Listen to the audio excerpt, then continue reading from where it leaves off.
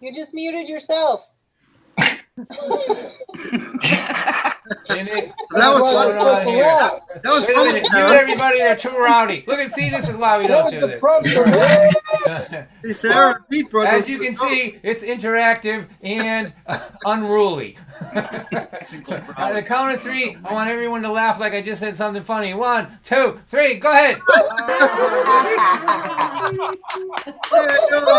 Ladies and gentlemen, you are witnessing the first and only interactive concert online right here. So if you feel like you're in a quiet space, raise your hands up. Otherwise, we got plenty here, and we'll run the show like this. So now I'm going to introduce to you Jake Jacobson, real good guy, and he's been with the venue over there for many years. He's going to talk about it, and we'll see you in just a little while. Hey, Jake. Next. Good to see you. Hello. Thank you, Don. So welcome. Thanks for joining us at our very first Circle of Friends online concert. We present music in Franklin, Massachusetts, where we've been doing that for the last 30 years. Unfortunately, we cannot present live music at the moment, so we've decided to get on the online bandwagon. We're starting with Don tonight. We will be having Peter Yarrow in August and John Gork in September. So some great stuff coming up. And let's see. We hold our concerts at the First Universalist Society in Franklin, where we have an excellent sound system, excellent lighting, and just the best volunteers in the world. And we're just very happy that those of you who come can join us. And those of you who do come probably know that we always do a raffle for the Franklin Food Pantry, and we decided to help them out with these shows as well. We've raised thousands of dollars for them every year for as long as I can remember. So let's keep it up, and you're certainly welcome to make a contribution. I think that's about almost everything I have to say. As Don mentioned, our first performer tonight is going to do one song.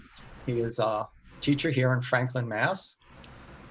Great singer and songwriter. He has performed for us at the Franklin Music Festival. So please have a big round of applause for Jamie Barrett. Hey, Jamie. Thanks very much. Thank you, Jake. Thank you, Don. My name's Jamie Barrett. This is a song called The Top.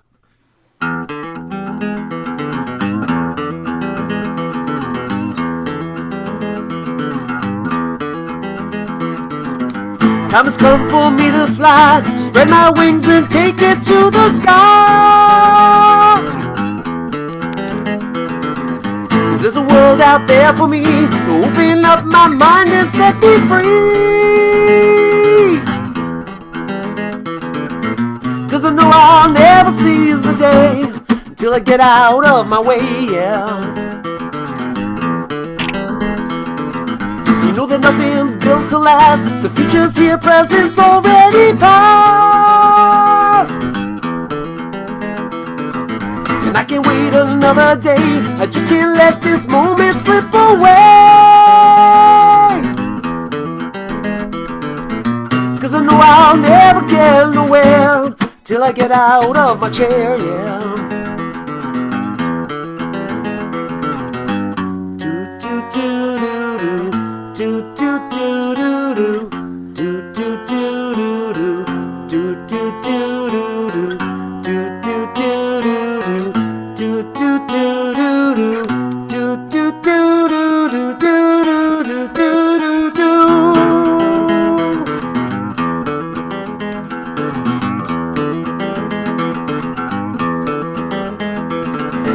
And I don't care now what you say, 'cause your negativity just blocks my way. Gonna do what I gotta do. This time has come for me to break on through. Yeah. And I know I'm never gonna stop till I make it to the top, yeah.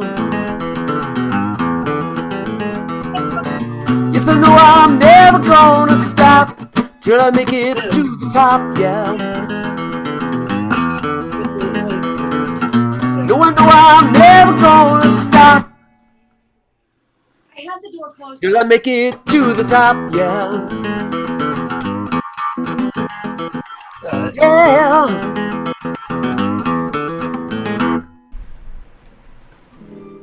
Woo! Jamie, that was amazing.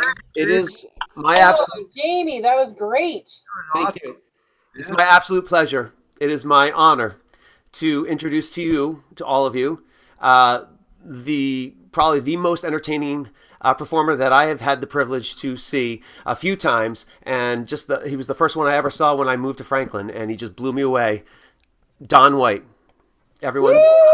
Yay! That was a good job, man. That was a good way to kick this night off. Yeah. Good job. So Jamie's going to be back with us later and be in the sort of song swap later. So we look forward to hearing more from him. Here's a tune that I'm keep practicing because I know someday I'm going to be able to take my wife out in a public place here somewhere soon here. I've got $300 bills that are all brand new. They are begging me to think of something cool to do. How about I'll take you downtown and spend them all on you? I don't want to stay home tonight. We have worked so hard for so many years. Built a home, a life, a family, and 2 careers. Saved our money for the future. The future is here. I don't want to stay home tonight. I can't stay home again tonight. I can't stay home again tonight. I can't stay home. Can't stay home. I need you and me. How it used to be every week on Friday night. There is so much history that only we can see. Can't stay home again tonight. Me and Michael, Johnny, Richard, Ruthie, and Joan all had bouts with cancer last year, you know. If cancer was a man, I'd punch him in the throat. I don't want to stay home tonight. 'Cause time isn't sentimental. It doesn't seem to care about your plans or your hopes and dreams. It just keeps track of your minutes and it wipes the slate clean. I don't want to stay home tonight. I can't stay home again tonight. I can't stay home again tonight. I can't stay home. Can't stay home. I need you and me. How it used to be every week on Friday night. There is so much history that only we can see. Can't stay home again tonight. Well, I know we can't party like we did before. Can't stay out till 4 in the morning no more. But the house is paid off and the kids are all grown. What the hell have we been working for? Let's take a nap.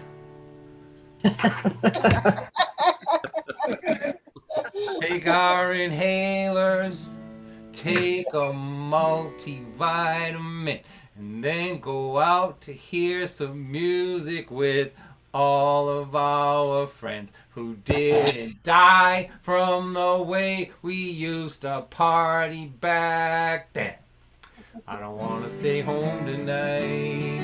Time isn't sentimental, it doesn't seem to care about your plans or your hopes and dreams. It just keeps track of your minutes and it wipes the slate clean. I don't want to stay home tonight. I can't stay home again tonight. I can't stay home again tonight. I can't stay home. Can't stay home. I need you and me. How it used to be every week on Friday night. There is so much history that only we can see. Can't stay home. Can't stay home. I can't stay home again tonight.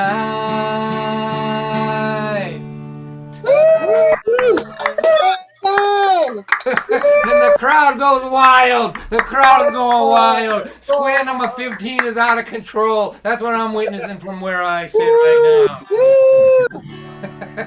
Ow! All right.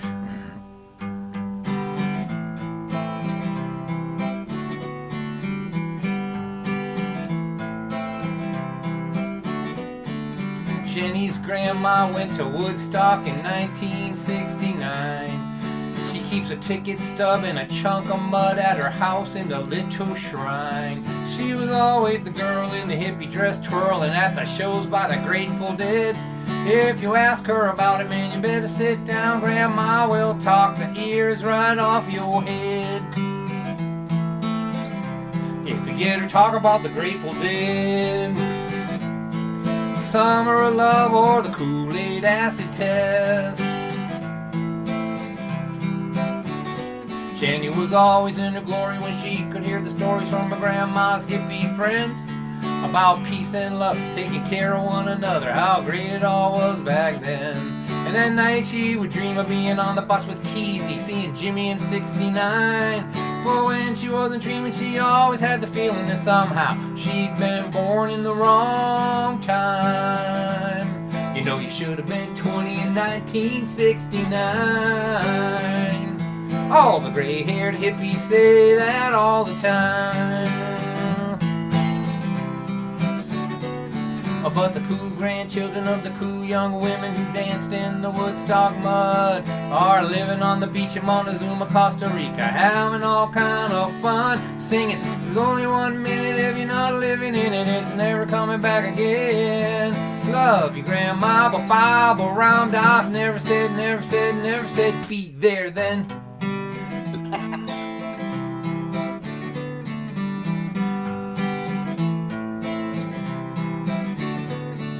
It is gonna take a big leap of faith if you really want to find your tribe. And those were the first words Jenny heard in a song that she found online. And that summer she drove all the way to Minnesota to the Shangri-La Festival. And there they all were, all the people like her who grew up believing that they were all alone. They said, hey girl, welcome home. 'Cause the cool grandchildren of the cool young women who danced in the Woodstock mud are driving down the road all the way to Minnesota, having all kind of fun, singing Jimmy and Jerry are dead and buried and they're never coming back again. Love your grandma, but Bob or Ram Dass never said, be there then.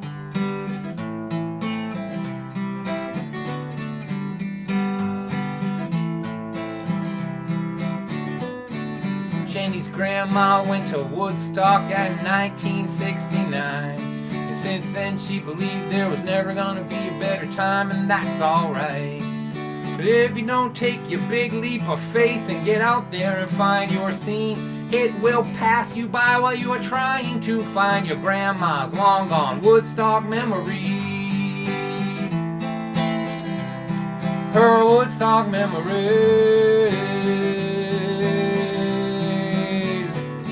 'Cause the cool grandchildren of the cool young women who danced in the Woodstock mud are living on the beach in Montezuma, Costa Rica, having all kind of fun, singing, there's only 1 minute, if you're not living in it, it's never coming back again.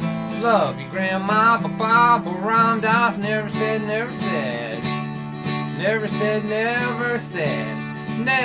be there then.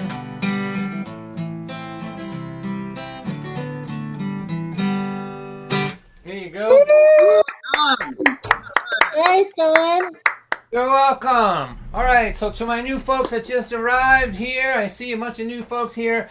So you see, if you click on your participants window that's on the bottom down there, it's the 2 torsos with the number 57 next to it. Click on that, and then you'll see a little blue hand. And if you click that blue hand, that means that you believe that you are in a quiet place and that you can be quiet, and we can unmute you so that you can yell at me like Sarah does after every song in a nice and friendly way. And I can also hear you laughing, which makes me feel less insane doing concerts in this closet in my house here. Okay, so we got a few people unmuted. That's all I need is just a few, just so I can hear something and feel something and stimulate community, simulate reality. All right, so there's a lot of new people today, so I'm going to do something that I've been working on for a while now. So for those of you that come all the time, I apologize. You've heard this a lot, but I'm working on it, and this is how I used to work it out on stage, right? Every weekend. But now, this is the stage. So I am coming to you tonight from Lynn, Massachusetts. I see my friend John D. Tomaso has popped in. There he is over there. Lynn, Massachusetts is represented well in the chat room today in the participants window. And so I am a Lynn guy, and I am born to Lynn people. Lynn, Massachusetts, to those of you that don't know, it's kind of a factory town here. It's got the GE here and a lot of, I don't know what you call it. Working class. What is it? Fluff. Yeah. Fluff. It's got marshmallow fluff here too. Big selling point. You know, I think you should sell your house in the suburbs and move here because we have the fluff factory. It's just a little suggestion on my part. Now, I'm going to talk to you about my dad. My dad grew up, I could point to where his house is from here, on Wyman Street in Lynn, Massachusetts, in the 30s and the 40s. My dad was a cigarette smoking, whiskey drinking, talk out the side of your mouth, gin rummy playing, 45 years at the General Electric as a rigger and a crane man, a past commander at the American Legion Post 6. On his shifter in his car, it had a P on there. It didn't mean park, it meant Post 6. He just shifted it there, and it went there every day after work. That was my dad. He was a Lynn guy, as Lynn as you could be, and he never did one thing he was supposed to do in order to live a long time. He lived to be 82 years old, and he never did one single thing that he was supposed to do in order to live a long time. He hadn't cracked a sweat since the 50s. He hadn't eaten a vegetable since World War II. He just ate red bloody meat and smoked cigarettes with no filter on them and did whatever he wanted and just kept living. One of my last good conversations with him, he said to me, "Johnny," that's the way he talked, "Johnny, you know, I'm improvising right now here. I have to tell I'm going off script a little bit. The reason he sounded like when he died, we couldn't find a photograph of him under the age of 13 that didn't have a cigarette in it. Not one photograph, right? And so he talked like this when he was in his 80s. "Johnny, I found a new fried clam place." That's what he said to me, "Johnny." I'm like, "Dad, what did your doctor say about eating fried clams?" He's like, "My doctor?" I'm like, "Yeah. I think the boat's coming in." That's good for you, Ron. "My doctor, the one that said to stop eating fried clams?" I'm like, "Yeah." "He died 20 years ago. That's what happened to him. You want to live to be 82? Let's go get some fried clams." That's my dad. And so my dad was that guy, and he lived here in Lynn. And the thing that you need to know about him and about us is that the two things. One, if we're picking on you, that means we like you. And if we're quiet, you really should leave.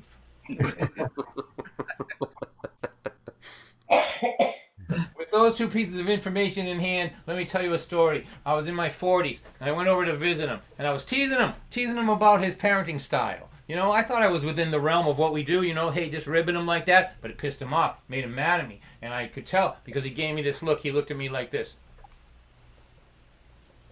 Oh man, it put a chill through me. I knew that I was doomed. He was like stronger than me and tougher than me in multiple ways. He was a steel worker. His chest was this wide. You know, like he grew up in the Depression. He was stronger and tougher than me on multiple levels, and I had just crossed this line and made him mad at me, and I was going to have to pay the price, and I knew it, and there was nothing I could do about it. I felt like a pantomime stuck behind a piece of glass. I couldn't escape. And he said to me, "Did you have a bicycle when you were a kid?" I go, "Yeah, you know I had a bicycle. You bought it for me." He goes, "Did you ride around the town on your bicycle with your friends?" I go, "As a matter of fact, I did." He said, "I'm happy for you."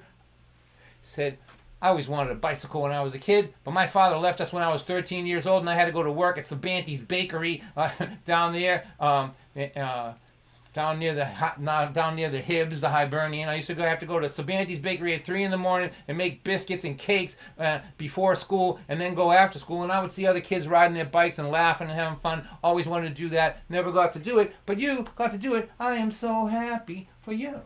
I go, "Okay." He goes, "Have you ever been cold?" I go, "I see what you're doing. I see what you're doing." He goes, "Have you ever been cold?" I go, "No." He goes, "I was cold. My mother used to put the Jell-O next to my bed at night because it was colder in my bedroom than it was in the icebox." He said, "But you've never been cold." And he goes, "Now I think about it, the furnace has been full of oil and the radiator's been warm and you've never been cold one day in your life. I am so happy for you." And so So I started out 5'8" in this thing, right? But now he's surgically whittled me down to about the size of a Ken doll. I was like sitting at the table, but now I'm not tall enough to sit there anymore. I'm standing on the chair, just looking over the tabletop like this, hoping that he doesn't crush me with his superior everything, right? So he was standing in the doorway of the living room talking to me, but now he came into the kitchen and it got dark. It was dusk now. So the room was dark, and he walked past me to the refrigerator over here. He opens the refrigerator up into this dark room, and the refrigerator light silhouettes him and makes him look like a Wyman Street, West Lynn, brickyard religious icon. Do you know what I mean? You could almost hear the refrigerator going, oh, like this. And there he is, his big Irish head, and he's staring at the mayonnaise and the eggs in the refrigerator, and he's talking to the refrigerator. He's like, have you ever been hungry? I'm like, no, Dad, never been hungry. He's like, I was hungry. We ate mayonnaise sandwiches for days. He goes, my mother used the same cup of tea same tea bag for 10 cups of tea. He said, but you, never hungry, never cold, and you had a bicycle to ride around on with your friends. I am so happy for you.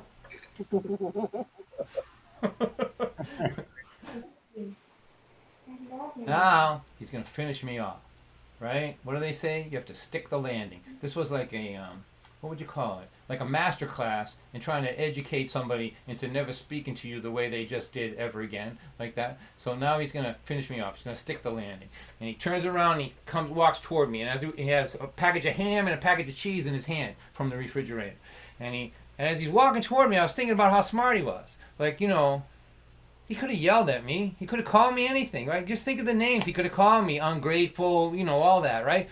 But he didn't yell at me because he was too smart. He knew that when you yell at somebody, the person you're yelling at can defend themselves against that. You know, when someone's yelling at you, you can defend yourself. You're not defending yourself against the point they're trying to make. You're defending yourself against being yelled at. Right? So that's why it's a completely ineffective way to get somebody to change their behavior, because they're not thinking about your point. They're just thinking, what's it going to take to get this guy to stop yelling at me? Right? That's the thing. You can defend yourself against that. But he didn't do that. He was too smart. He just surgically just dismantled me one by one. Like my dad was an observer of people. He would just observe people. If he saw somebody lying, he would just study them like a card player. And he'd say, oh, when that person lies, he twitches a little, his voice changes. He said, when I see somebody lying, I would take that tell, he called it tell, and I'd put it in my ass pocket.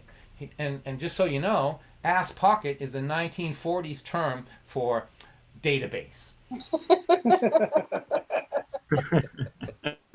Well, he had been studying me since I was born. So he had, 40 years worth of data in his ass pocket on me, on all my weaknesses, and he was just surgically dismantling me, not yelling at me, asking me questions. Have you ever had this? Oh, have you ever been cold? And just cutting me down to size, right? So now he comes over, he's got the ham and cheese in his hand, and he leans over to me. He's like, look, you can say whatever you want about how I raised you. Because I am a full-grown man. I went to war. He goes, I'm not afraid of you. There's nothing you can say to hurt me. He said, and there's nothing you can say to make me stop loving you. It doesn't matter. I'm way past that. I'm so far beyond all of that. Like, don't even think about it. He goes, but you need to know something. And I can't believe you're 40 years old and I have to explain this to you, but I'm going to. He goes, this life that you had, never hungry, never cold, had a bicycle to ride around on with your friends, didn't have to go to work when you were 13 years old, and never stopped working till you retired at 65, right? You were able to laugh and have fun and go around with your life. He goes, this life that you had with all of these things in it, not only did I not have it, I'm telling you the truth, I didn't know it was possible. It would have been beyond my ability to dream of this life that you are criticizing me for giving you. And so at this point, you'd need a microscope to find me. like sufficiently just whittled down to nothing. And then he takes the ham and the cheese like this, and he drops it in front of me. He didn't slam it, like that would have been too dramatic. He just took it and dropped it like this, like bam, like that. And then he said, "You look hungry. Make a sandwich." And he went in the living room and he sat in his recliner like this with his be flicked on Matlock, and he just like he had this big grin on his face, thinking to himself, "That's how you do that." So that's my story. I hope you like it. I want to give you a little epilogue to it. When I was going home after that, I was thinking to myself, if the question is, would you trade childhoods with your parents? If that's the question, and the answer is no. Like for me, it's no. Like I don't want his childhood. I'll take mine. You know. If the question is, would you trade childhoods with your parents, and the answer is no, then maybe you should quit complaining about how they raised you and do what they did and everybody before them did, and that is. Try to make it better for the next group coming along. There you go. Don White pontificating on Zoom tonight. All right, here we go. Woo! Hey, Don. All right, Donnie. All right. An old wife and a husband. They had a shiny little kid. When that kid turned 16, you won't believe what he did. He smoked a lot of marijuana. He snorted cocaine too. Told his parents he was gonna drop out of school. The father pounded on the table. The mother hollered and she screamed. They ran him down to the doctor. "Doctor, what does this mean?" He put them all on Prozac. Right then and right there. He said, "You still have your problems, but now you just won't care." And he prescribed a little therapy, some supplementary drugs, but he didn't write a script out for a little more love, just a little more love. What the heck could it hurt? It might not fix nothing, at least it won't make things worse. But when you're looking at your lifetime from the end, when you are done, you know it might look a little better. See a little more love. I know a wife and a husband, and they had a shiny little kid. When that kid turned 16, you won't believe what she did. She said, "Mom, I'm sleeping over Susan's." That was just a big lie, 'cause what she really was doing was staying out all night. And when her parents found out, they cried boo-hoo-hoo. And then they called the radio talk show. They asked him, "What should he do?" He said, "Send her off to boot camp." That was his advice. It was good for his ratings, but it wasn't very nice. Just a little more love. What the heck could it hurt? It might not fix nothing, at least it won't make things worse. But when you're looking at your lifetime from the end, when you are done, you know it might look a little better. See a little more love. I can see that you're a tough guy. You won't be pushed around. You are not going to take it. You're good at putting your foot down. You might get killed by lightning. You might get hit by a truck. But if you are not that lucky, you might just wind up spending years in a rest home without a whole lot to do. But look back on what you did with the time God gave you. Just a little more love. What the heck could it hurt? It might not fix nothing, at least it won't make things worse.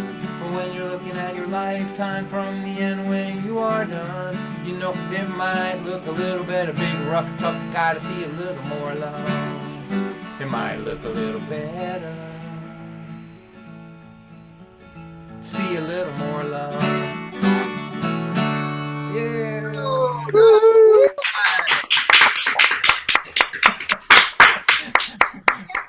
All All right, so I'm gonna play another new song, and I'm gonna play. Well, first of all, I want to talk about that last song. I can see some teachers out there, like the Hansons. There's teachers in that family. John DiTomaso, he's a teacher, teaches music. A bunch of people who are teachers there. Sarah, everybody. So I can feel your pain with that song because there's a tremendous double negative in that song, right? But I'm here to defend double negatives. I think they are the most powerful thing on earth. You know, I think that there's just things that cannot be said without using the double negative. Just picture it this way, like that song "Satisfaction" by the Rolling Stones. Without the double negative, that song doesn't work. Like, I can't acquire any satisfaction. That's not gonna work. So I can't get no. I can't. Right? So I'm just saying to all you teachers, I feel your pain, but you should grow to appreciate double negatives. Now, this I'm gonna sing for my Lynn people and my Michigan people and everybody where weed is legal. So now in Massachusetts, weed is legal, right? So yay! I can see you all smoking it here. Cubicle number 15, they're firing up. Who else we got here? They're lighting up all. Look it. There's 20 squares right now with smoke in them. Well, that's unbelievable. It's all right though. I love you all. It's all good. Here's my thing. I'm okay with it. I don't smoke it myself, but I'm glad it's legal. I'm glad nobody's going to jail for it. It used to be quasi-legal here. Do you know what I'm talking about? Like you had to get your doctor to lie and say you had glaucoma or some shit like that, right? And then you could go get it. But now you just wander to the store and just buy it, right? And it's okay. I'm for it, you know, even though I don't use it. Here's my concern. I have two concerns. One, and John DiTomaso and let's see who else. Anybody else from Lynn that's out here tonight? Kathy Sands, Bama, you're in Lynn a lot. You know this is true. You cannot go anywhere in Lynn, Massachusetts now and not smell weed. You can get stoned jogging in this city now, right? It's unbelievable. It's everywhere. It's coming out of churches and kindergartens and police cars. It's just everywhere, right? And so you walk up to you drive up to an intersection, 3 cars there, all smoke pouring out of every window. You're like, go ahead. They're like, nah, man, you go ahead. That's my first concern. That I'm concerned about the joggers and they're coming home stoned and nobody knows why. So the other thing is about conversation. I love conversation. I see a lot of people here that I've conversed with over the years, and I listen carefully to you, and I pay attention, and I learn from when you talk, you know, and I drink deeply of it. So I'm concerned now that with everybody using this stuff, that we're in for a stoner zombie apocalypse regards to focused conversation. That's my concern. I believe that those of us who like focused conversation, you know what I mean, like where the other person remembers what you said to them, I believe that those of us who love that, we're going to have to go underground. We're going to have to go underground. We're going to have to start speakeasies. We're going to call them speak coherently easies. That's what we're going to call them. So here you go. I know I'm alienating all the stoners, but someone said to me one time, "Aren't you afraid you're going to make stoners mad at you?" I just thought that was the most hilarious thing. like what would you do? Like if you infuriated a pothead? Like we're really mad at you. Like you take your keys out and just jingle them and go like this. They're like, "Oh, something shiny." All right. I'm saying this having been one. In my youth, nobody did more of that than me. But I'm just concerned about this. Here we go. I sat around with a bunch of stoners. I listened to them talk all night long. They were sure that their conversation was deep with meaning. They were wrong. 'Cause when you smoke it, it makes you stupid. I thought you knew it, but I was wrong. We're not having a conversation. This is nothing at all. My friend Harry lit up a fatty to celebrate my brand new job. I watched his brain out of my window. He left me talking to an empty block. 'Cause when you're smoking, it makes you stupid. I thought you knew it, but I was wrong. We're not having a conversation. This is nothing at all.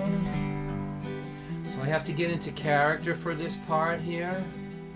So I'm gonna droop my eyes a little. Well, I'm gonna droop my eyes a lot. And I'm gonna slow the song down to stoner speed. It's still too fast. Wait a second. All right, here we go. What if our whole life was just a dream, man? What if we're dreaming this right now? I forgot what I was just saying. Let's order pizza. Pizza. Wow. 'Cause when you smoke, it makes you stupid. I thought you knew it, but I was wrong. We're not having conversation. This is nothing at all. It cures glaucoma. It cures insomnia. Some people say that it is a cancer cure, but it does not cure incoherent conversation.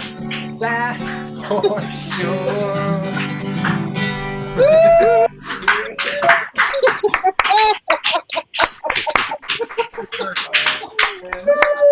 I am on the wrong side of every trend, I have to tell you.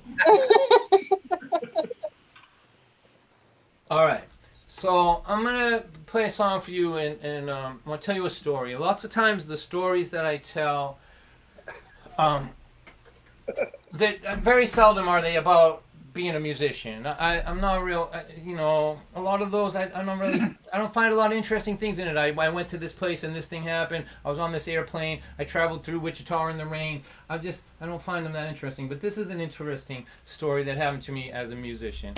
And I want to play this for my kind-hearted people out there. And I know that you're here. I see your memes. I know, I know how you think, right? So, I got a gig. My agent called me and said, there's a woman in recovery, a recovering alcoholic drug addict, and she is a big fan of yours, and she's getting married to someone that she met in rehab. So ding, ding, ding, ding, ding, ding, ding, lights, bells, right? Sarah, come on now, right?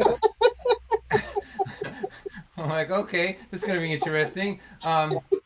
So she said she's getting married to someone that she met in rehab, and there's gonna be a DJ, and you're gonna play after the DJ. I said, okay, can't wait to see this one. So 2 days before the wedding, I get a call from my agent again. It's not gonna be a wedding anymore. I go, what? She goes, nobody knows what happened to the boyfriend, to the husband. I mean, I know, but anyway, he disappeared. I go, so why am I still doing it? And it was my daughter was booking these things for me. She goes, Dad, you are not going to believe this woman. Like, this is the most extraordinary woman. I can just tell by talking to her on the phone. I go, okay, so I'm intrigued now. So I go to this place. I think it was an American Legion or a church basement in South Boston. You know, just kind of a regular place. And down in the basement, squeaky floor. And I meet the woman. And I can't wait to meet her because I'm looking for a towel, like my dad. Right? And I'm looking for, I want to see the facade. She can't possibly be happy that this is happening. So I just want to look at her and figure out how somebody like that fakes it, right? But I talked to her for about 10 minutes and I couldn't see it. I'm like, am I losing a step here? Like, I should be able to see the facade, but she looked just as happy as if she was getting married. And I was piercing her with my cynical glare. Like, I really was looking for the facade, and it wasn't there. And the first thing I noticed about her is she had these shoes on, red ruby shoes with sparkling diamonds all around them. And I had on a pair of like $10 beat up black shoes. And I put my shoe next to her for comparison, and she pulled the phone out, snapped a picture of it, right? And then we're just talking for a minute, and then the music started. The DJ started playing music, and she got up to dance, and as she was walking away from me, she said, "And I have stage 4 breast cancer, and it's in my bones." And she just walked away. And I had been in this situation before, where I was with somebody for whom tomorrow was not certain, you know, was a question mark. And I'm always I always feel like I'm around a holy person when I'm that way, because we all talk about seizing the day and carpe diem and all that, and we can post memes about it, which, by the way, the irony of posting a meme about seizing the day when you are sitting in your room on a computer not seizing the day is not lost on me, okay? Like I get that irony.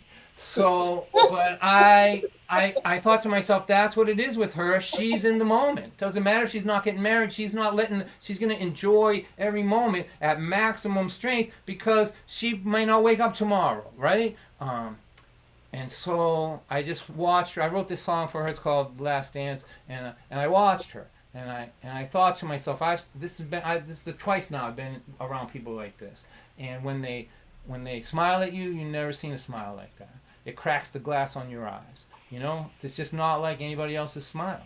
And when they hug you, oh man, you never had a hug like that. You feel like that you could just float off with this person into the sky, because they're hugging you as if that's the only thing that's happening on planet Earth.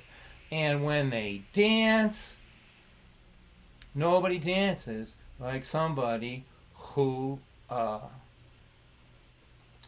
that ill, right? Who has days left in their life, right?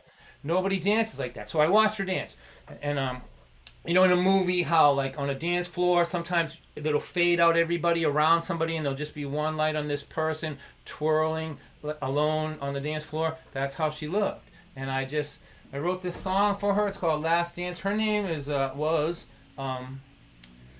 Joan Lynch. Joan Lynch, and I loved her a lot.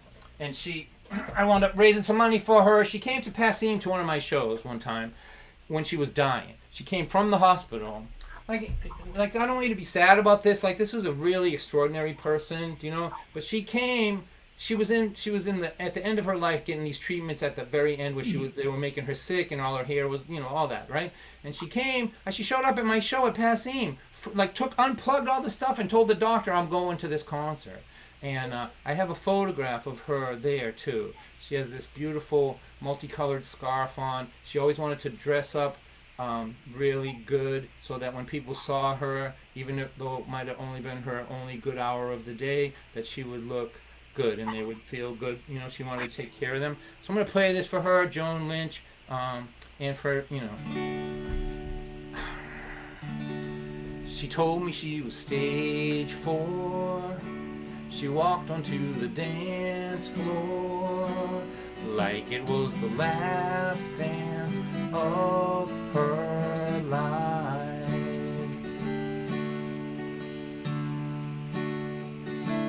I never saw a smile so bright, never got a hug so tight, never saw a dance hall light illuminate a soul so bright. These eyes have seen a lot of things, but they never saw angel wings till they watched a woman dancing like it was the last dance of her life. Like it was the last dance, like it was the last dance, like it was the last dance of her life. I know the people love the old cliches, how everybody ought to seize the day. They post them on their social page every hour of every day. But you gotta love the irony of sitting down at a computer screen, posting carpe diems day and night, while your life goes passing by. I never saw a smile so bright, never got a hug so tight, never saw a dance hall light illuminate a soul so bright. These eyes have seen a lot of things, but they never saw angel wings till they watched a woman dancing like this was the last dance of her life. Like it was the last dance, like it was the last dance, like it was the last dance of her life.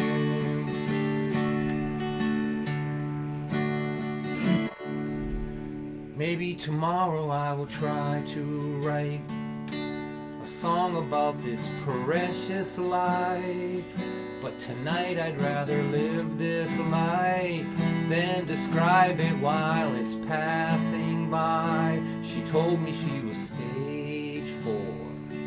She walked onto the dance floor and her body started moving like this was the last dance of her life.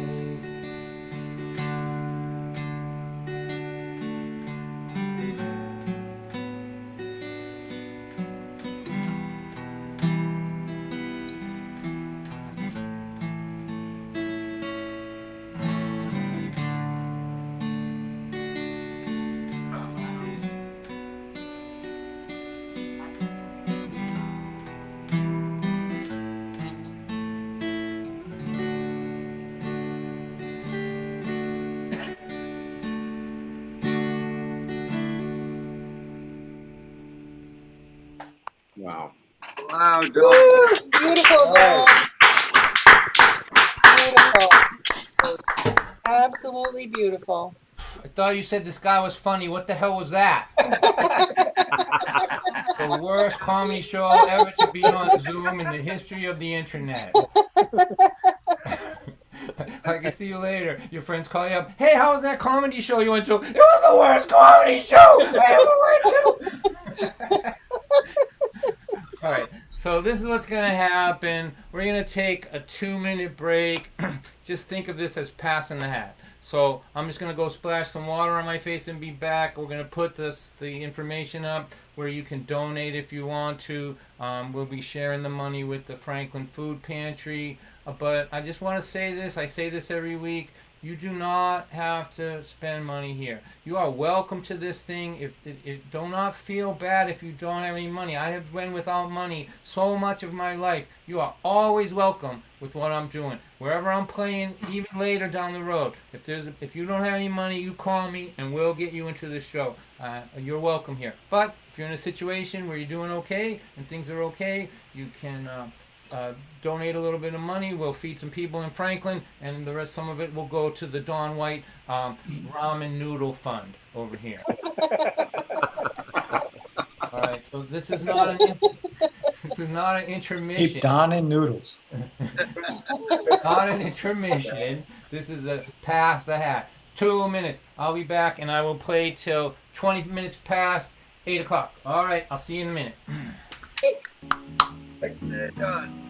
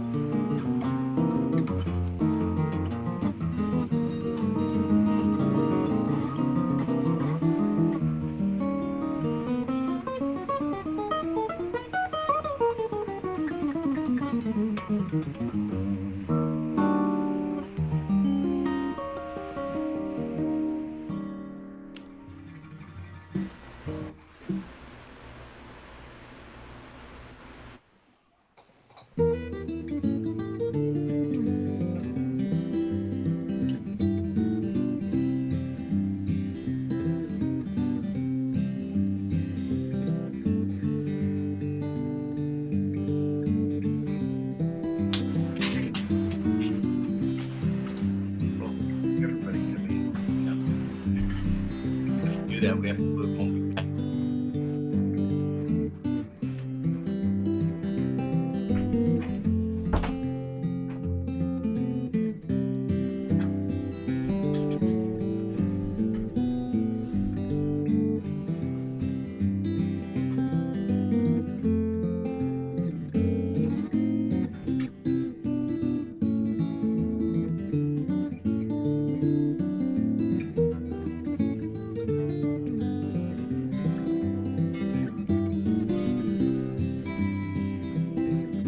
Judy.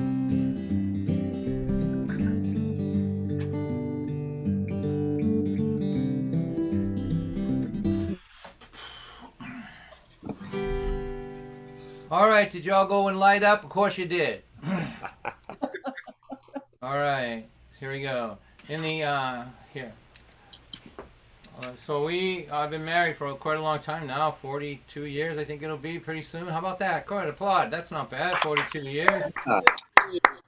And we've been under quarantine for 42 years. I mean, no, just for about a few months. And it's been good. We have an upstairs and a downstairs in our house, and we stay away from each other, and that's a recipe for a good long marriage. Here you go. Oh, my. So when I see couples in squares, I worry about you, Tommy and Marlene. You know, I know you're doing good, but you should get separate squares. That's all I'm saying. All right. In the 18, 19, 29, 35, 42 years that we have been wed, I wondered if you ever heard a word I said. Till I said, pass that remote control over here, and you told me to blow it out my ear. I love you, you're a sassy brat. You make me mad, you make me laugh. God, please don't cut our time in half. Let me grow old with my sassy brat. When my fans call up and say that I'm great, you tell them that that is a huge mistake. That if they had to live with me, they would understand what a big pain in the ass I am. I love you, you're a sassy brat. You make me mad, you make me laugh. God, please don't cut our time in half. Let me grow old with my sassy brat. There are men that like women who they can dominate, to bring them breakfast in bed and always tell them that they're great. Well, my sassy lady never does that for me, but at least a life with her is definitely not boring. If you want me to believe that you're great, do a couple loads of laundry around here someday. Hey pal, it's only because you're still kinda cute that I haven't already gotten rid of you. I love you, you're a sassy brat. You make me mad, you make me laugh. God, please don't cut our time in half. Let me grow old with my sassy brat. You say the kids have both gone to the show.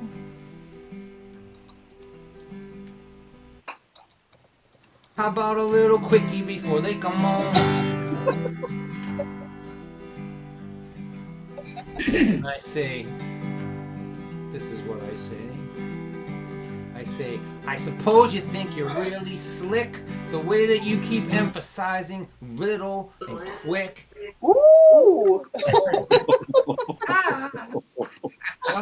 It's not that funny, squared number 24 and square number 23. I'm not that sure I love you, you're a sassy brat. You hurt my big fat ego and you make me mad. Please don't cut our time in half. Let me grow old with my sassy brat. Sassy bratty lady has been hanging around here, driving me crazy. 42 years. If I could ever afford to see a psychiatrist, I'd ask him, why the hell do I like being treated like this? We were in bed, but we were still awake. You said, I really love you and this life we've made. I said, hey, can I quote you on what you just said? You told me if I did, you'd punch me in the head. I love you, you sassy brat. You make me mad, you make me laugh. God, please don't cut our time in half. Let me grow old with my sassy brat. I hope it's not too much to ask. let me grow older.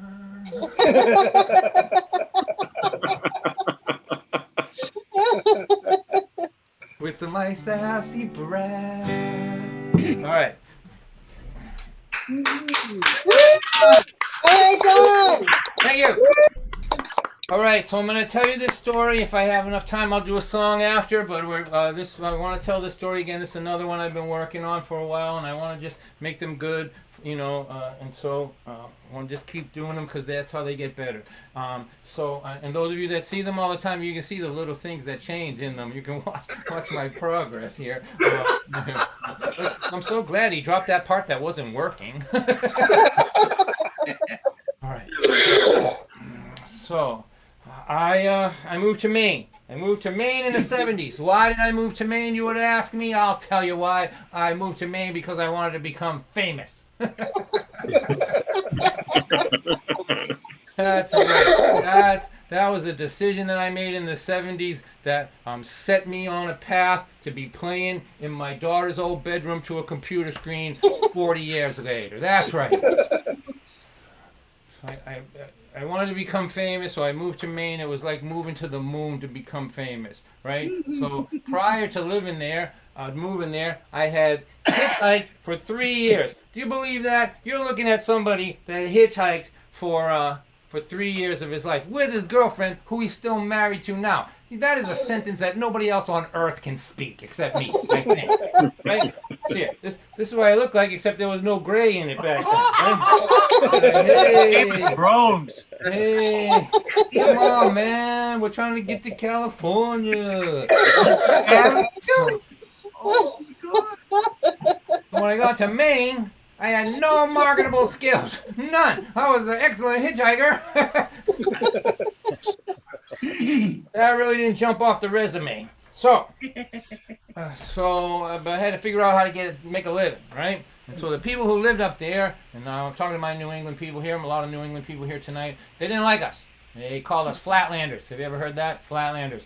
What does it mean? It means you ain't from here, and you ain't never going to be from here. Just get used to it. That's what it means, right?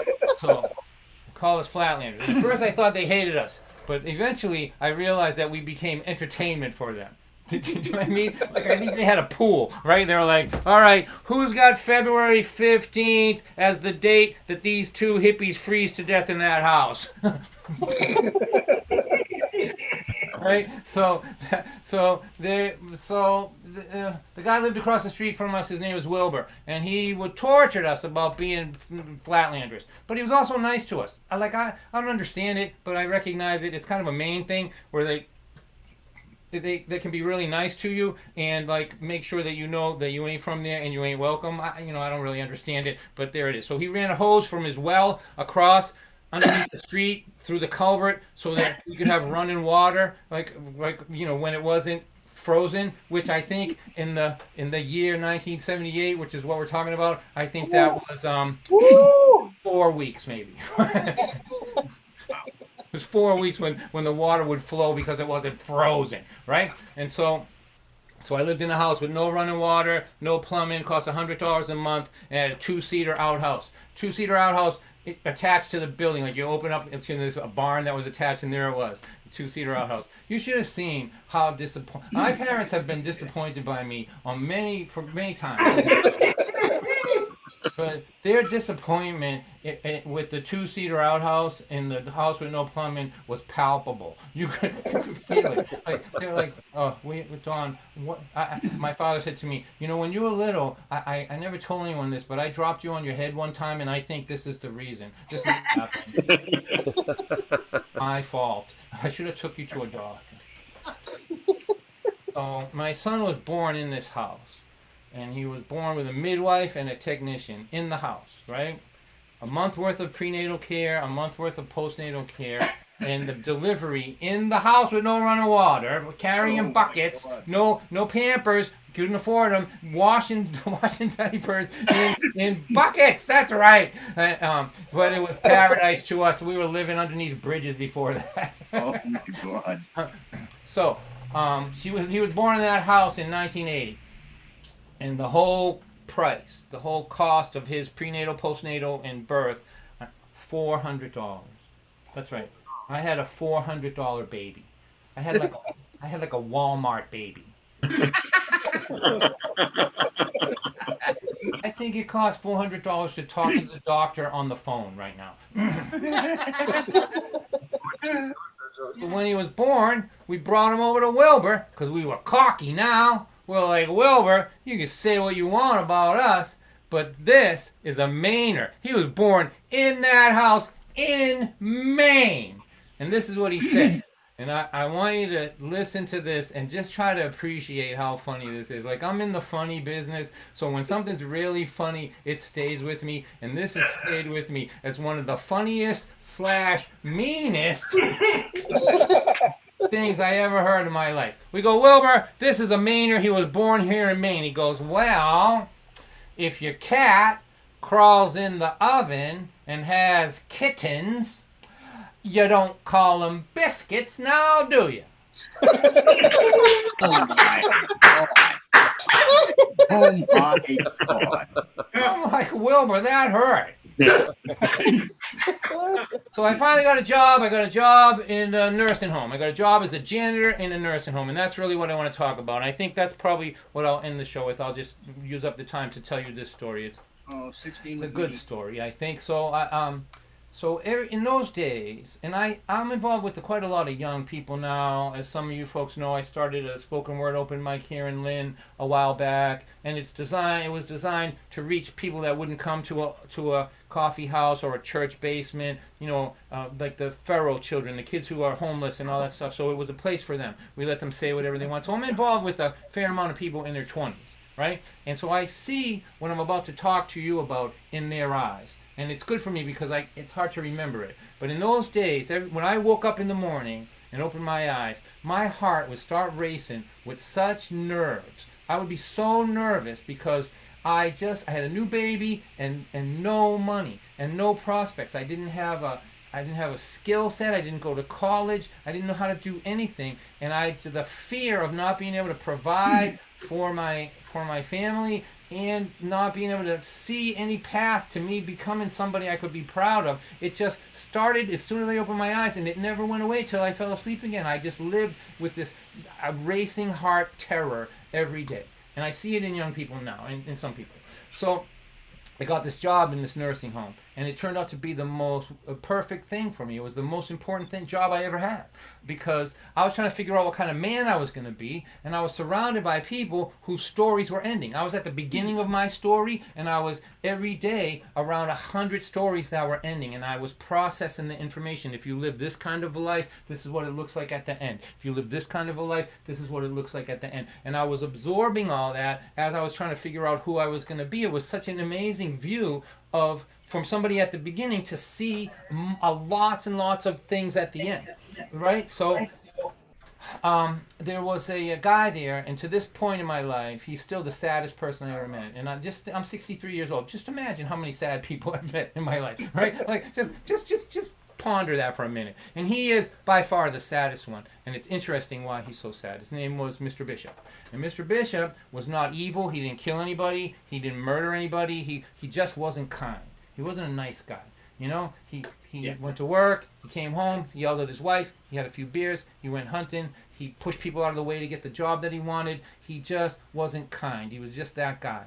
But he was smart enough, just smart enough to know in the nursing home that everything that he thought had value in his life had no value. And he didn't have any memories he could hold on to that would give him peace at the end. And that made him tragic, like Shakespearean tragic. He was tragic like Macbeth is tragic in my mind, right? Because he knew. He would have given me his whole life savings if I could have sent him backwards for a month to just spread I love yous around and let me help yous around so we could hold them in his hand and have some peace at the end. But it was too late for him, and I hated going in his room. It was like this dark, funky cloud over his room. I couldn't wait to get out of there. On the other side of the building was Maddie Campbell. Maddie Campbell was 89 years old in 1978, so she was born in the 1890s. And in her room, the sun was always shining. At least that's the way it seemed like to me. I thought she had like a southern exposure, but it wasn't that. The light was coming from her, because her life was decade upon decade of kindness and generosity and let me help you. You know, like she just looked at decades of get in your on your horse with your buckboard, make a bowl of soup, drive two miles down the dirt road in the snow, feed your neighbors. If they're sick, take care of them.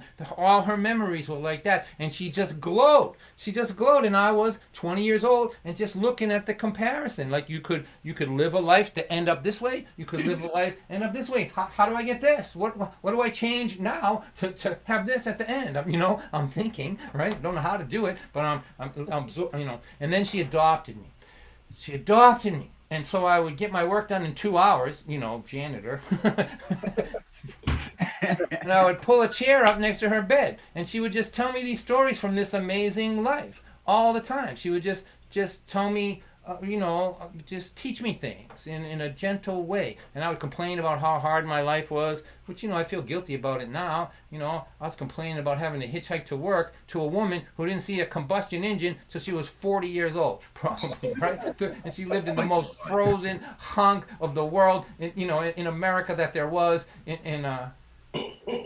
whatever. And she would listen to me. You know how the elderly sometimes will listen with their eyes closed?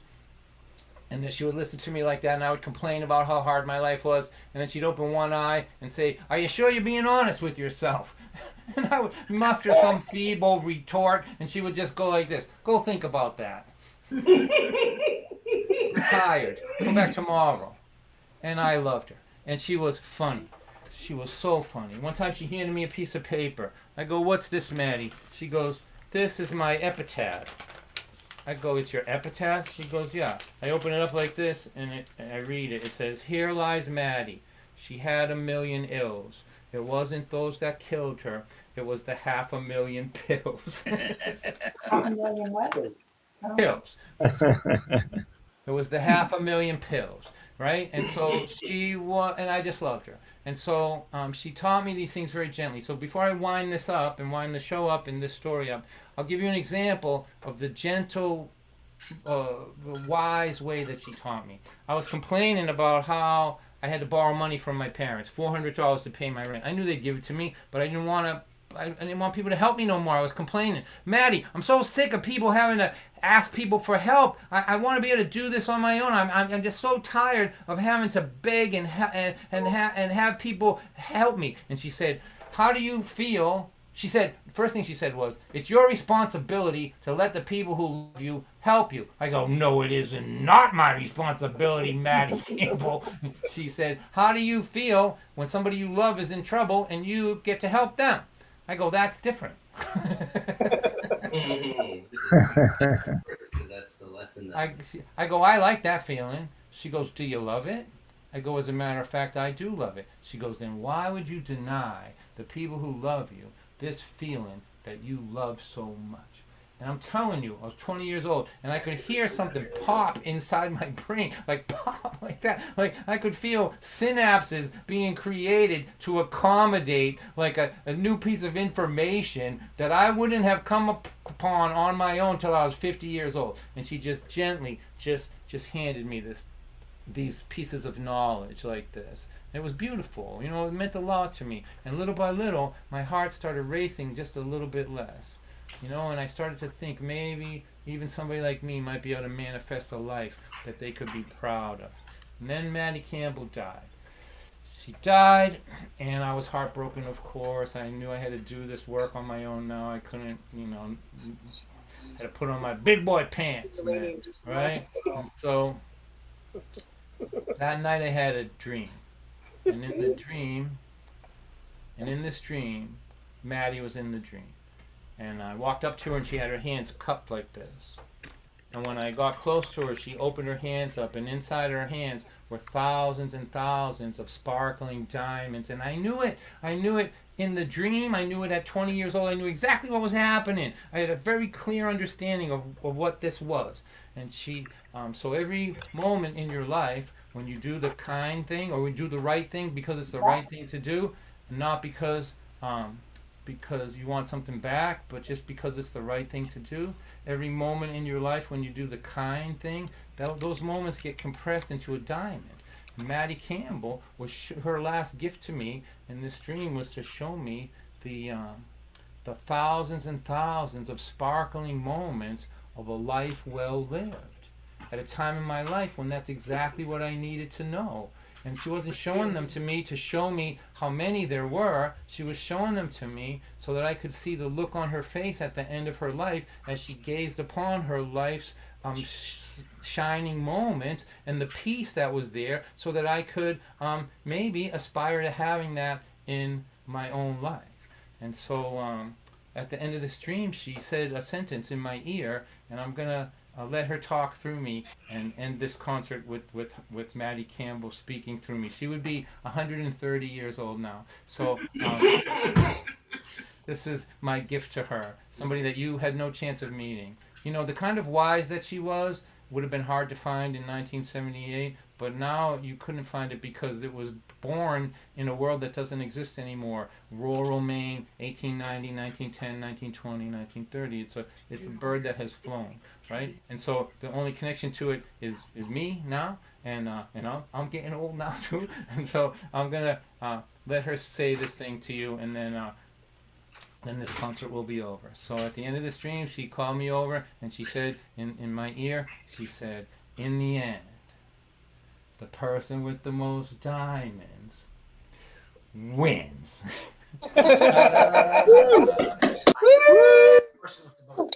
That is the end of our concert this evening. What's going to happen now is we're going to take a 2-minute break, put the pass the hat stuff up there, and then if you want to hang around, our after parties are the stuff of legend now. I just want to let you know, but you don't have to stay here with us. We're fine without you. But if you want to hang around, we'll do a little song swap. We're going to bring Jamie back. He's going to sing a song or two, and then we have some special guests as well. So 1 minute, 1.5 minutes. If you want to donate to help out the food pantry, you do that, and we'll be back in just a minute. Woo! Thanks, Don. Hey, Sarah.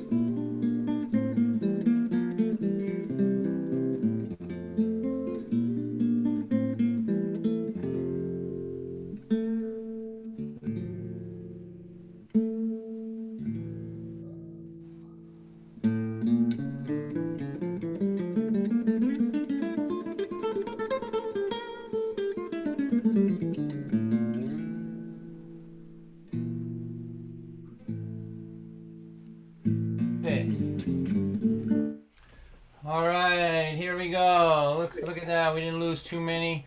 That's good. All right. So, thank you for coming out. Thank you for supporting musicians in these weird times. I appreciate it. And on behalf of everybody out there trying to figure out how to make a living, thanks a lot. And much love to you all. So, here we go. In this part of our program here, we have special guests. And tonight, I'm not sure they're going to get any more special than they are tonight. So, I'm going to introduce somebody to you that been in the scene a great deal. He's going to do something for the Circle of Friends coffee house in a little while, next month I think. And so he's going to come and sort of promote that a little bit. But I just want to say something about this guy here. In these times that we are in, so Brandon, I think we can mute everybody now just to make sure that it's good and quiet for everybody. So mute yourselves, everybody. Like whoever that is right there, let's mute that person. Everyone. That's I want this to be, good for this person. So the reason I was just thinking about these times and how difficult these times are, and I'm going to introduce you somebody tonight who we're very lucky to have here. And he has had a long career, but his career had meaning, and it's been at every key movement place in this country's history. And we're so honored to have him here and to have him speak to us. So please. Welcome, if you would, Mr. Peter Yarrow. Yay! This little light of mine, I'm gonna let it shine now. This little light of mine, I'm gonna let it shine. Even in this COVID times, I'm gonna let it shine. Let it shine, let it shine, let it shine. And in our little circle here, I'm gonna let it shine. And for everybody who I can see here, Caitlin, I'm gonna let it shine. And Jamie, Barrett, and Brian Dozer, I'm gonna let it shine. Don White, let it shine. Let it shine. And music keeps us together in these times, don't you know? Music of the heart keeps us together in this time, don't you know? Music in this time, it helps us to make sense out of a world that seems to have gone a bit insane. It's frightening, but if we stand together, we know we're gonna be alright. If we don't get so afraid we lose sight of what's right, we're gonna stand together, my friends, and now we're gonna let it shine. Let it shine, let it shine. Now look, this is well enough, this is good and well enough, but you're not singing, and if you're not singing, I'm not going to be singing either. I want to see your mouths singing. Okay. Well, I'm not going to. Here we go. Everybody. You don't turn off your microphone, Don. This little light of mine, I'm going to let it mute your microphone, Don. Do you know how to do that? I do. Okay. This little light of mine, I'm going to let it shine. I want to see lips. This little light of mine, I'm going to let it shine. Caitlin. This little light of mine, Jamie, I'm gonna let it shine, let it shine, let it. Okay, now unmute yourselves. I want to hear the cacophony of wonderment. Unmute yourselves, Brian. Unmute. You know how to unmute yourself, Brian? Okay, let me see you unmute yourself. Jamie, unmute yourself. Jason, unmute yourself. Caitlin, unmute yourself. Do you know how to do it, Caitlin, or do you need your child to come in? All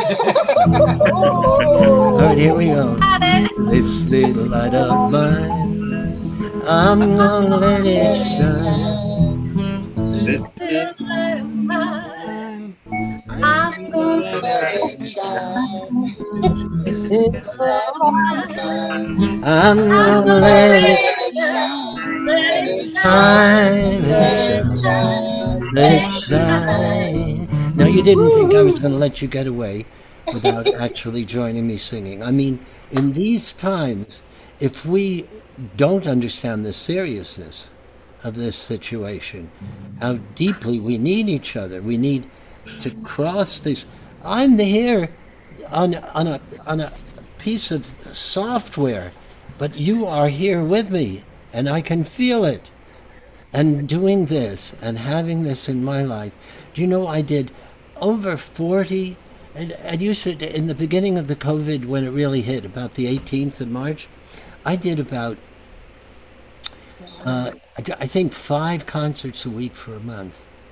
I started, and they're all available, by the way, to be seen for free. But but none of them has the impact of being here with you right now, because we're not living then. And this moment, the reality of what we're sharing is real. So, having said that, and knowing that we've been doing this for a while, you said, yes, I've been doing it for a number of years, Don. That was very well stated, and it's appropriate to make that observation. But who could honestly say that they ever thought that Puff the Magic Dragon would be an octogenarian? It's not really possible. So, so what I plan to do, I plan with your wonderful circle that you have there, which I know well because I've been in your grasp. I've been in your group. I'm going to sing some songs when we are together on August 8th that will bring you back to a time of great heart and great passion. I'll sing. Oh, my bags are packed, I'm ready to go. I'm standing here outside your door. I hate to wake you up to say goodbye. But the dawn is breaking, it's early morning. The taxi's waiting, he's blowing his horn. Already I'm so lonesome I could cry.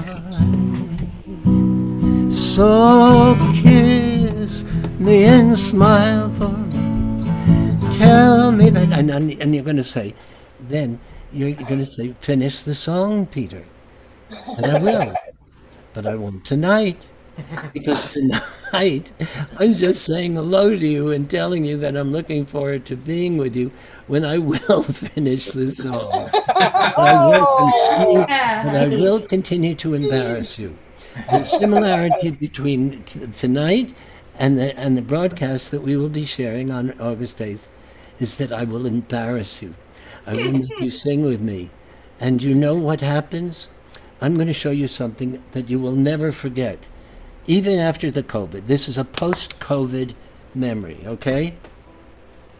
Would you all listen to this? Does this remind you of anything now?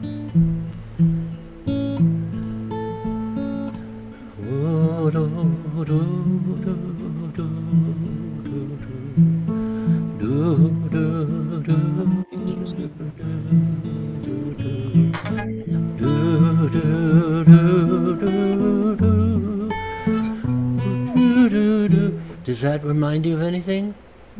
No, it's not Louie Louie. We will Shall overcome. overcome. That's very good.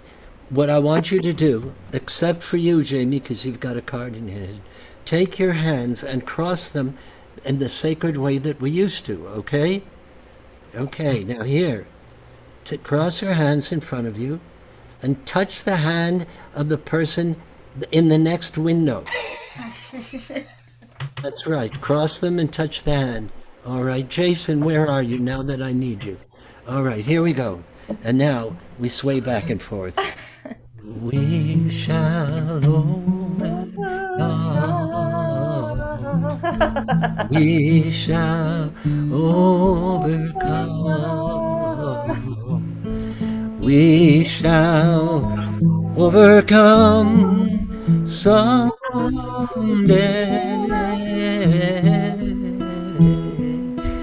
Oh, deep touch the hands of your friend over there and imagine that you are actually touching them.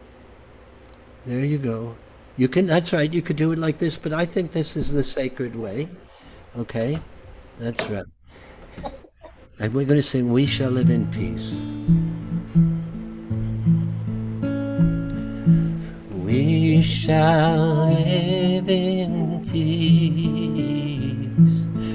We shall live in peace. We shall live in peace someday.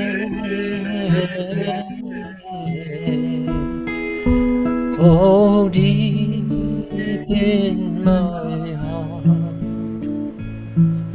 I do believe that we shall overcome someday.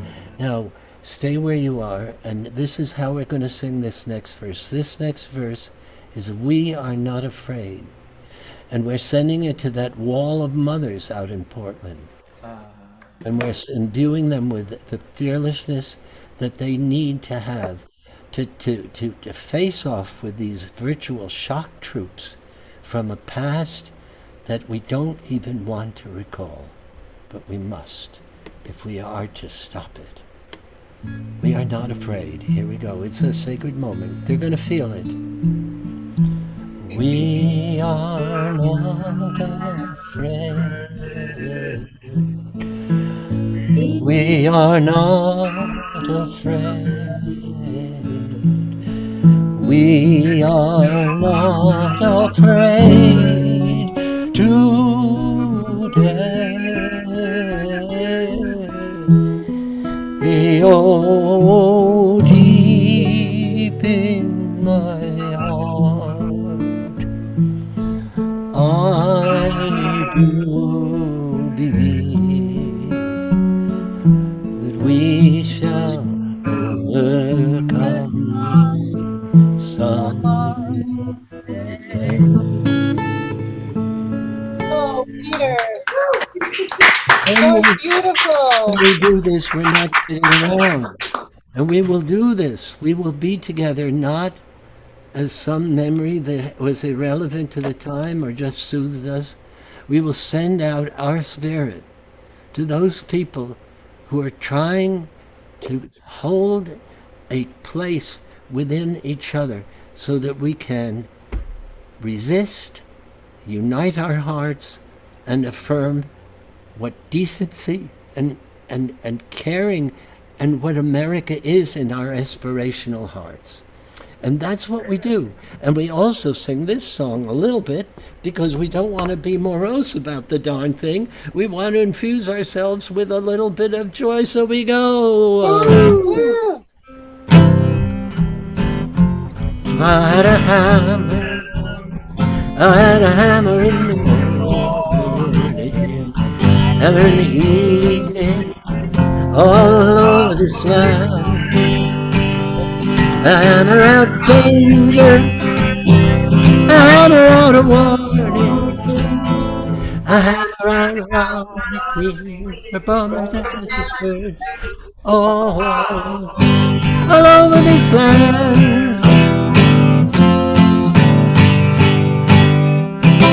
Music, my friends, must continue. Must continue in these times. We need it. We need each other. And music is the way we know that we can be close when we share it in this way. I look forward to seeing you then. And keep it on your circle. Your circle of love, of music, of togetherness is exactly the building block of getting through this and reestablishing our hearts together as one. Thank Mwah. you so much, Peter. Everybody, Peter Yarrow. Oh, man. Oh, All right, man. Peter. Oh, I don't know. Thank you, Caitlin. I love singing with you. You better be there next time or you're going to be in trouble. So Peter's going to be playing at this, showing a film, I think, and talking to folks at the Circle of Friends, and that's going to be in August. Maybe we can get Jake to say the date. Peter, do you know the date? Right off the top of August your head? 8th. August 8th. So I'm gonna, 8 is a good number. I'm gonna It's a be good there. number in a lot of religions, but particularly for people who are imbued with a very prominent proboscis and how parents were born in the Ukraine. All right. So thank you so much, Peter. This was an honor. You really raised the property value of our song circle, I have to tell you. So, I know you've had a long day. We appreciate you being here. Yeah, I've If you been wanna- recording. if There's you some kids in Pittsburgh, teenage kids going to the art school. They wrote a song together, and it is unbelievable. But I'm very tired, so I'm going to leave you alone. Okay? All right, but thank you. This was a great honor, and you did, thank you for all your work all through the decades. Just love you, love you, love you. Decades. What do you mean? I got the new artist award for the best new artist of the year. Yeah. Decades. I just appeared on the scene. I'm a phenomenon. All Thank you, right. Peter. Thank Thank you. you. Okay, so I'm not going to. We have some other guests here, but I'm not going to make them follow Peter Yarrow. I'll do it. I'll take the volunteer. And so here, that was really something. For those of you that come to these after parties, I don't want you to think that they're always like this. Okay, normally it's just a regular mortal human. So here. All right, so here's one that's kind of inspired by Peter and Pete Seeger and those guys, and we need these guys. Like, this is really a time for them, and I think they're here for this time. Is what I think. But anyway.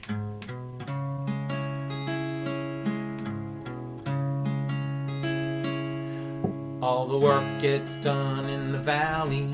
All the money rains down on the mountain top. When the money trickles down to the people in the valley, it's only one little drop to feed the family. One little drop to pay the medical bill. One little drop to pay the mortgage to the banker who sold it to the man at the top of the hill.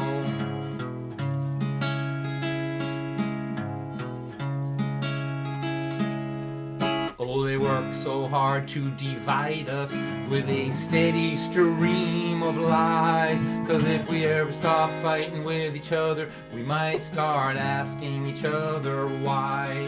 If all the work gets done in the valley, why does all the money rain down on the mountain top? When the money trickles down to the people in the valley, why is it just a little drop? One little drop to feed the family. One little drop to pay the medical bill. One little drop to pay the mortgage to the banker who sold it to the man at the top of the hill.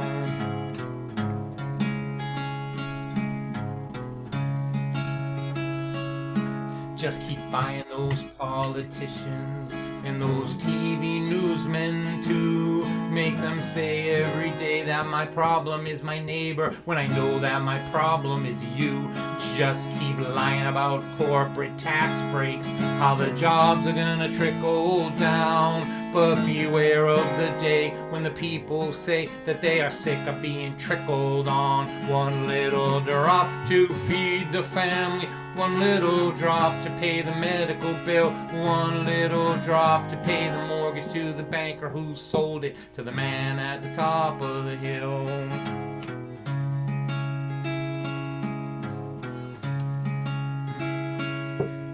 Enjoy your view of the valley from that house on top of the hill. Right now the giant is sleeping. That doesn't mean that it always will. 'Cause when the sleeping giant starts moving, it is impossible to stop. Every flood that ever washed a city away, you know it started with a little drop. One little drop will start an ocean. One little drop will start the rain. One little drop will start the flood that's coming to wash the gilded city away. If all the work gets done in the valley, why does all the money rain down on the mountain top? When the money trickles down to the people in the valley, why is it just a little drop?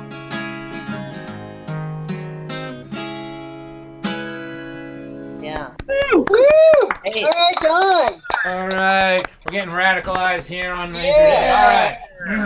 All right, so now, in just a night that is just really not believable to me, I want to introduce to you now somebody who I think is really perhaps the best songwriter that I know around these parts. He also is going to be doing something for the Circle of Friends. He's going to be showing a concert film for them too. This is somebody I admire a lot and look up to, and that I just think is an excellent performer as well as a songwriter. So, as if things weren't more interesting enough, please welcome John Gorka. Hello. All right, John. Woo! Very nice to be part of your night, Don, and thank you for listening. So I've mainly been I don't have Wi-Fi that's good enough to do streaming that's reliable. So I've been recording like a song a week and putting it up on Facebook and YouTube. So I've been concentrating on one song rather than a whole set of songs. So let's see what happens with with this one. It's a song from my most recent CD called True in Time. It's a song that was inspired by a songwriting workshop that Eliza Gilkison hosts at her place near Taos, New Mexico. I started asking. It seemed like kind of a magical place, and great stuff gets done there.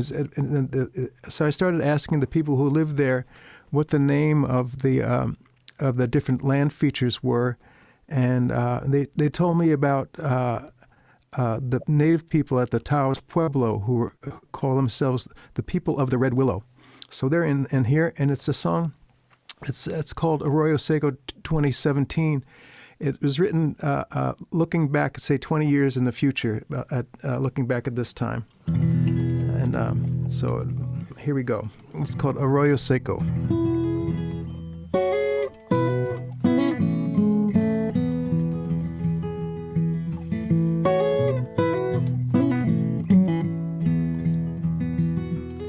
It was a place where the hippies won, and the land of the Subaru, where the dream was never done, and there still was room for you.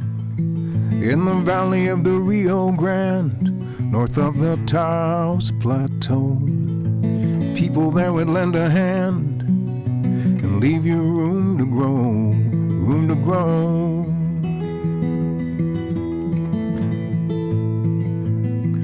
It was back in 17, the summer before the fall. Hope was being squeezed by the bums who had it all. But there was music all around because the people dared to sing. You know, they made such a sound that they could face anything, anything.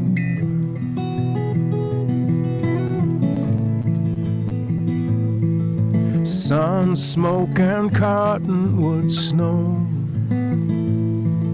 The people of the Red Willow know. Arroyo Seco, New Mexico.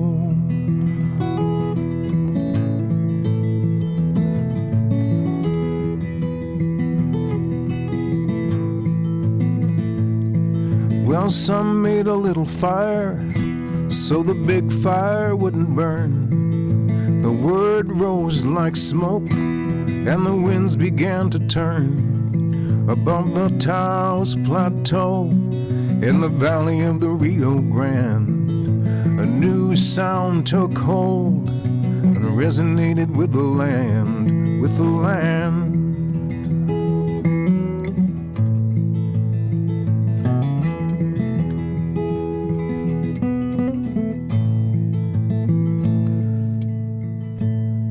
In a place where the hippies won and a Subaru would do, the hard times came on, harder than they ever knew. But they would build again, sand, clay, and straw. They found a new well within and made an even deeper draw, deeper draw.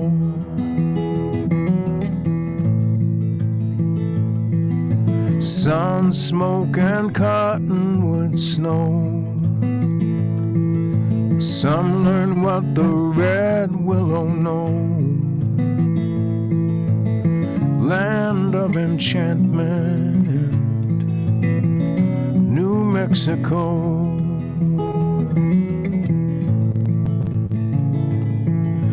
Arroyo Seco, New Mexico.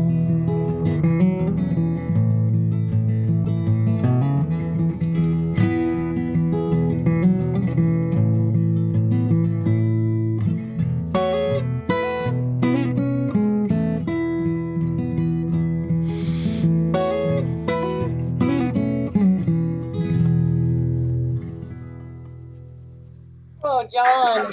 Oh, beautiful. Thank you very much. Woo! Thanks a lot. Thank you, John. Oh my goodness. Awesome. I'm John, coming that was from beautiful. Minnesota, so it's nice to sing about another place. John, do you know the date that you're going to be showing your film at a Circle of Friends? It's in September. Jake, do you know? Well, I put it in the chat. Okay, What- it's in the what's the chat. date? Okay, he says it's in the chat. There it Okay. is. There it is. Oh, that's right. Oh, So, John, would September 12th. For you, John, that was just no chat people. lovely. Do you mind? Would you hang around? We could go around one more time. Oh yeah, sure, absolutely. Aw, man, this is the best night. Fun, yeah. Be with the legend. Are you glad Yeah. you're here? You people, too. you could have been watching some bad television. You could have been watching Netflix. No, you're here.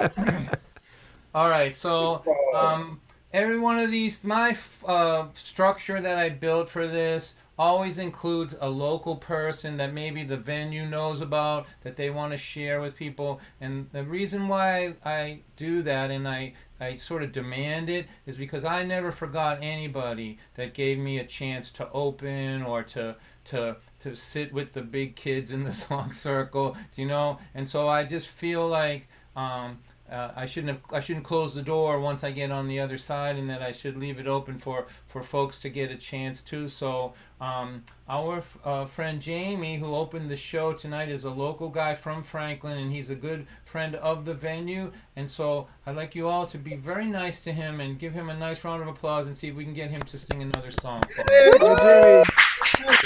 all right, Jamie.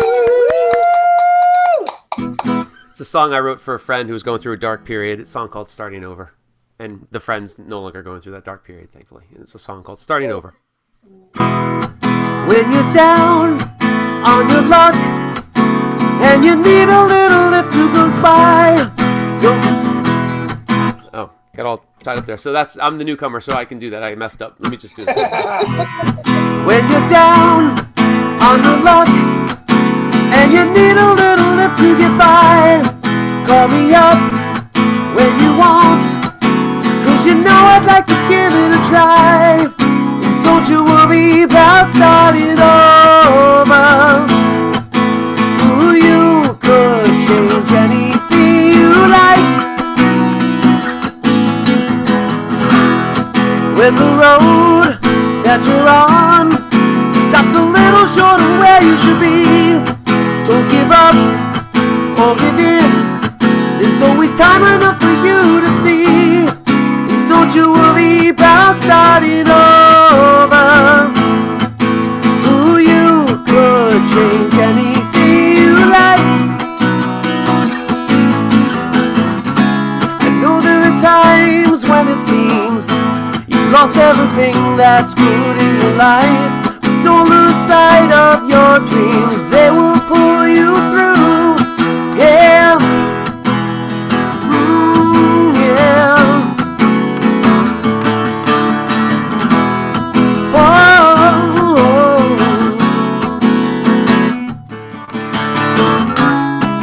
Don't you worry about starting over.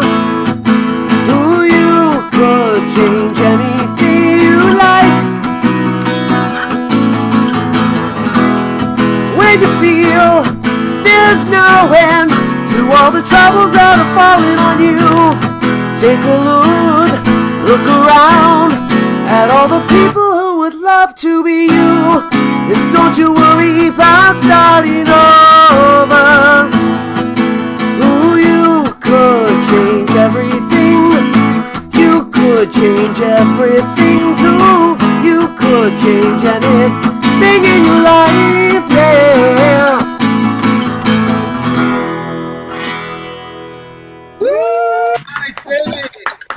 Thanks, Jamie. That was great. Thank you.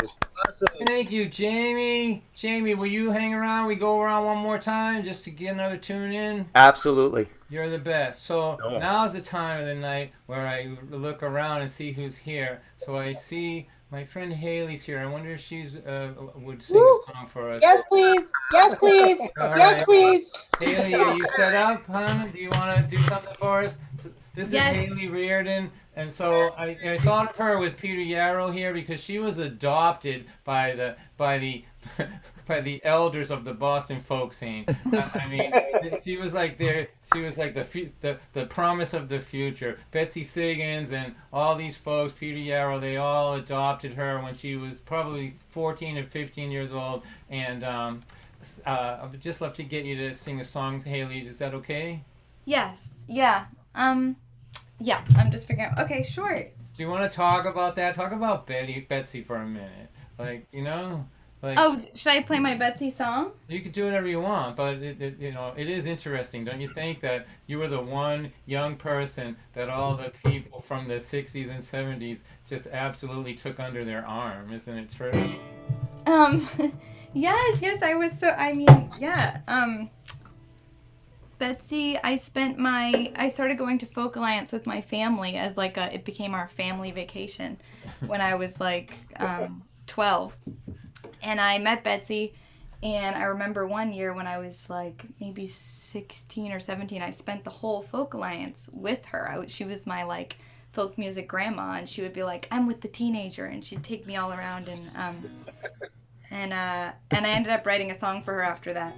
So just so folks know, Betsy Siggins goes back to the Club 47, friend of Joan Baez, and she was instrumental in getting Passine back up on its feet in the early days. And she's the one who kept all the memorabilia from the Club 47 and all that stuff. And she's, part of the hierarchy of the origins of what we called the folk scare back in the 60s and 70s. And so Haley is one of her proteges, I guess. One of many. Okay, yeah, thank you, Dawn. This is called Booze and Blueberries.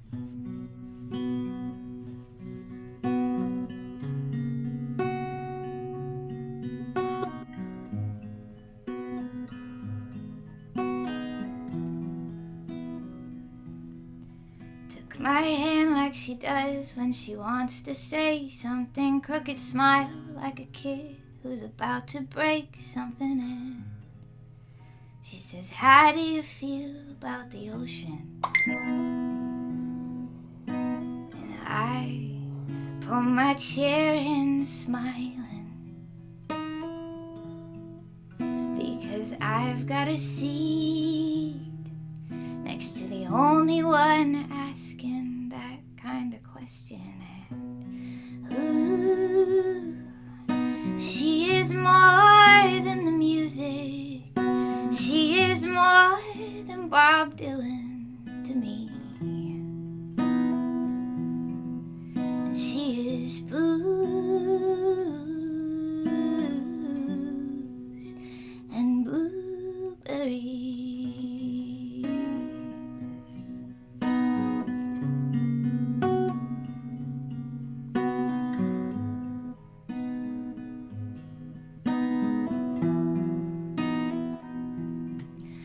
Her seat in the last row, she sings with her eyes closed. The band looks around, everyone in the room knows, and I look them all back smiling, because I've got a seat next to her in her harmonies. Ooh, she is more than the Bob Dylan to me. She is 18, asleep in the sand dunes, finding words that she believes enough to scream. And she is booze and blueberries. She is understated harmony. She is talking. She is telling this to me. And ooh, she is more than the music. She is more than she knows she is to me. And she is blues and blueberries.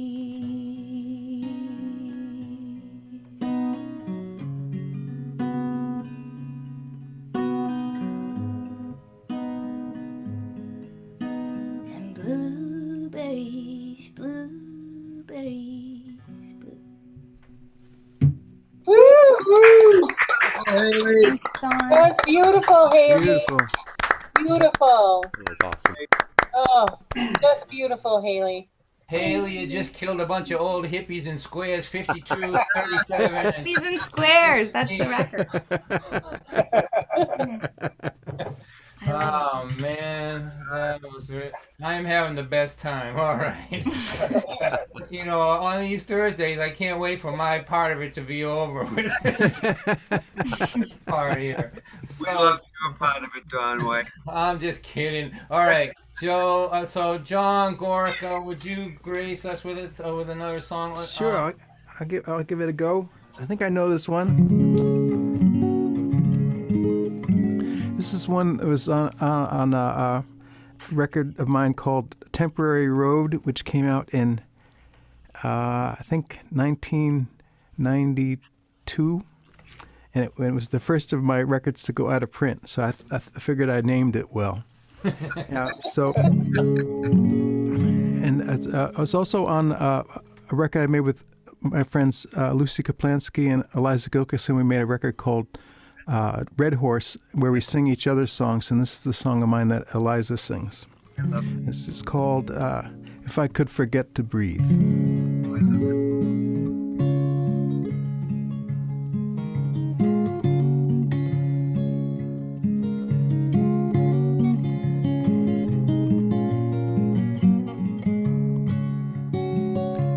If I could forget to breathe, forget to breathe entirely, it's happened down through history. And surely I could lose my head. Some night I could drink too much and take it off and just forget. And I will learn all languages, I will speak in every tongue, and return all that time manages to steal from everyone.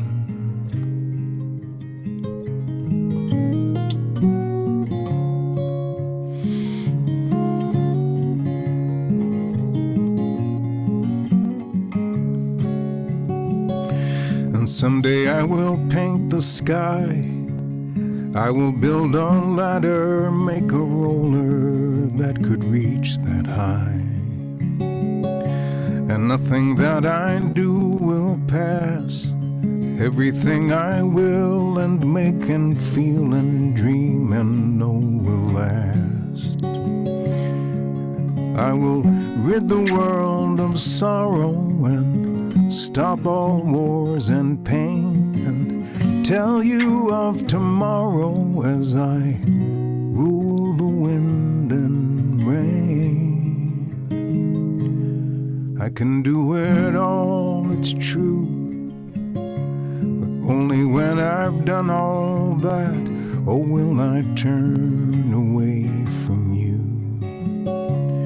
Only when I've done all that, oh, will I turn away from you. Oh, beautiful, John. right. Thank you very much. Thank you. Thanks. I remembered all the words. Woo! Didn't know that was going to happen. John, let's talk just for a minute, you and Sure. I. You know, nobody's listening. It's all right. So I was saying this to you during sound check. We did was at part of a festival in Nova Scotia with Yeah, you. Lunenburg, yeah. Lunenburg, a beautiful festival. And I went up to watch the shows, the big shows on the big stage. So it was a tent, one of those tents that holds thousands and thousands of people in it, right? Like they have at festivals.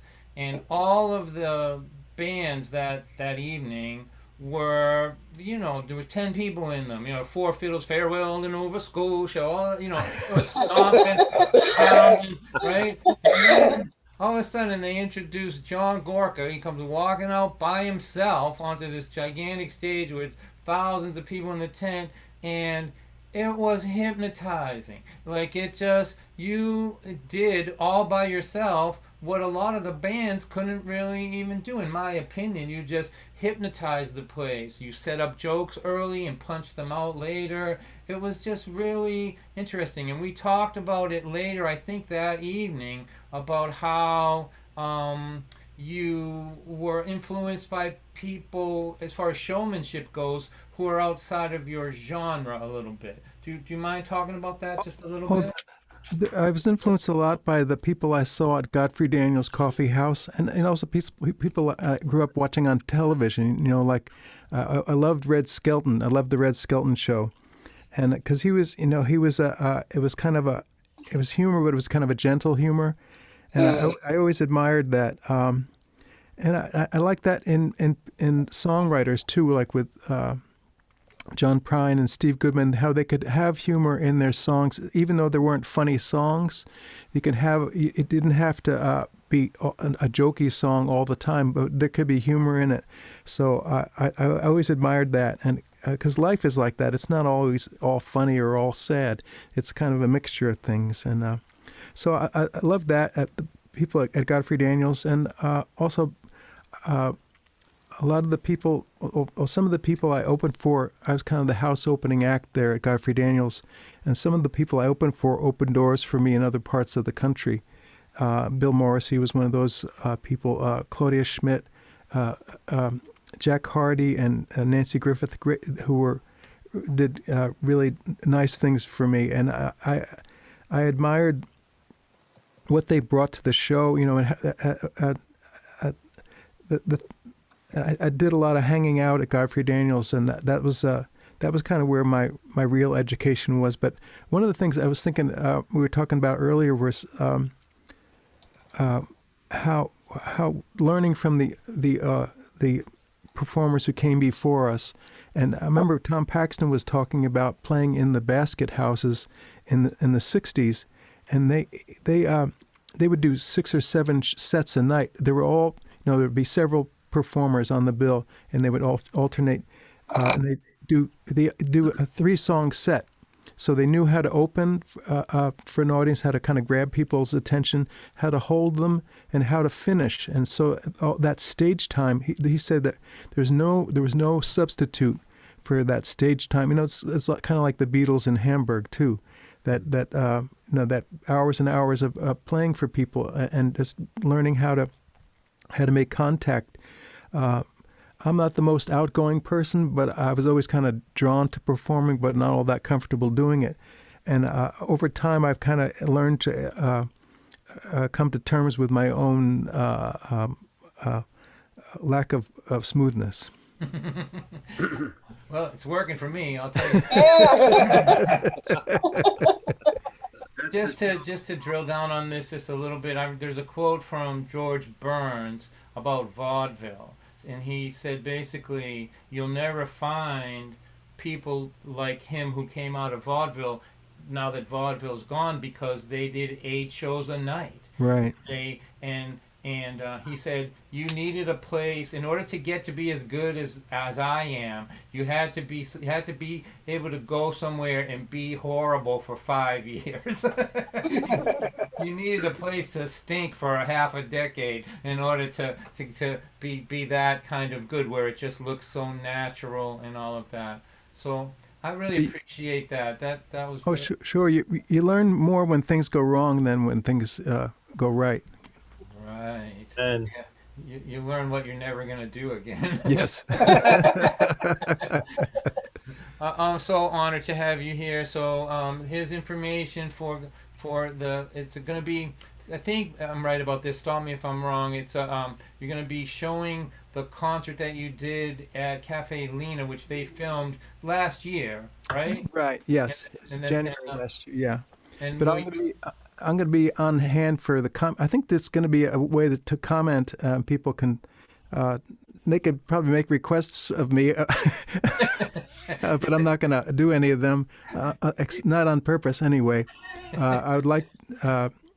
So I'll be on hand watching. I haven't actually seen the whole thing. I saw part of the show. So I was curious to see what I did. But I will be on hand if people want to say hello and comment. All right, so we're all writing that down. That's what we're going to be doing there, and we can ask requests of John, and he'll say yes. That's going to be the third song in the second set, as I recall. I have to go find out what I did and make a set list so I can I can do those requests. All right, so touching back on what you said about all the people that helped you and gave you opportunities and how much you appreciate that. So that's something that I like a lot, and I feel that way too. And so we're going to have our friend Jamie, who started the show out tonight. He'll do another song for us, and then I think we'll wrap this up. You know, I'm not sure how it could get any better than what we've done so far. We'll get Jamie. It's been lots of fun. We'll get Jamie to do this thing, and we'll. All right. We'll make an assessment after that. How's that sound? Okay. Woo! Hey, Jamie. Thank All right, you. Jamie. Jamie. Thank you. It's a song called "A Day to Live." Goes like this. Can you hear me? Yeah. Okay. Sounds good. Thank you. Another day has passed you by. Tomorrow comes another try. Again, I'm all nerves tonight or something. I'm nervous. Sorry. Let me. Okay, Jamie, we love you. Yeah, do it. Thank you. You'll be You guys are fine. really- Just remember to breathe in. Thank you. I will. And out. Here we go.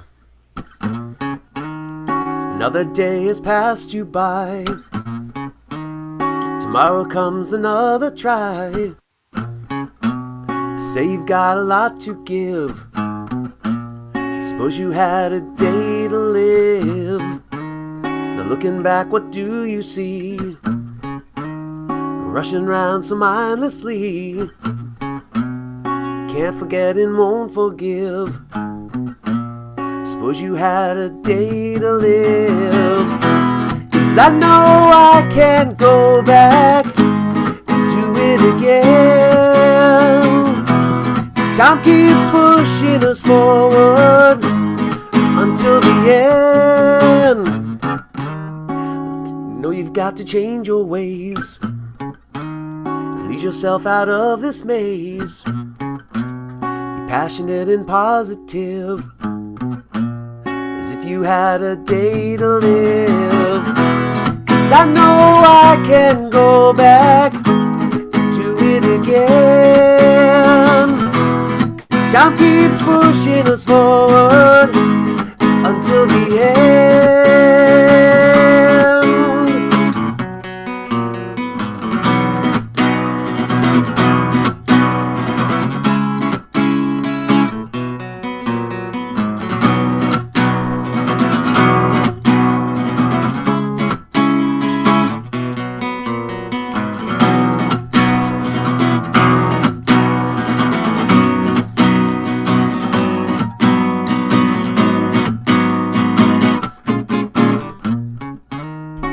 Another day has passed you by.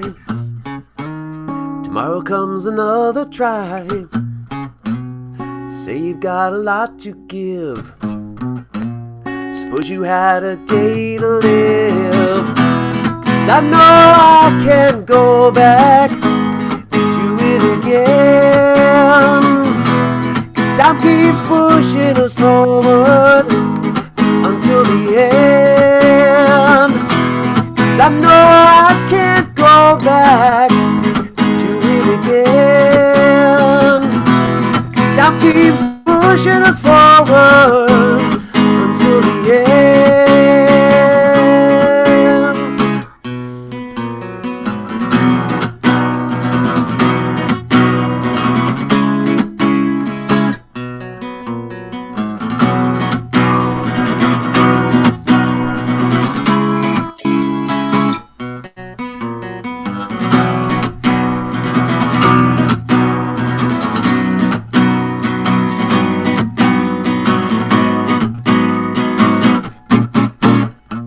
Another day has passed you by.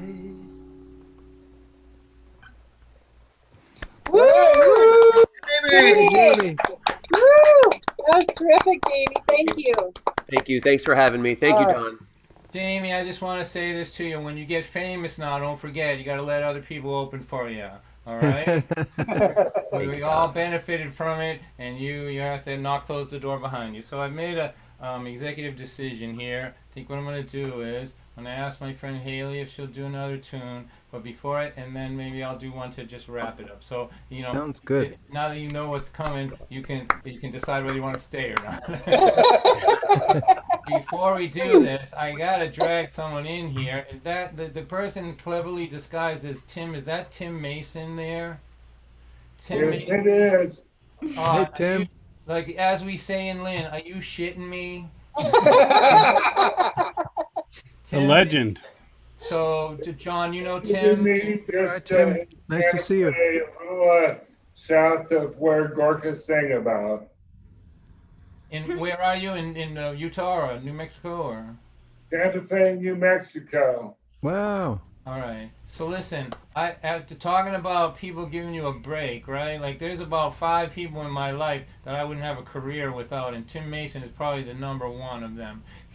He brought me from an open micer to selling out the Old Vienna Coffee House when the people around him were saying, yeah, the guy's funny, but he can't sing and his guitar's out of tune.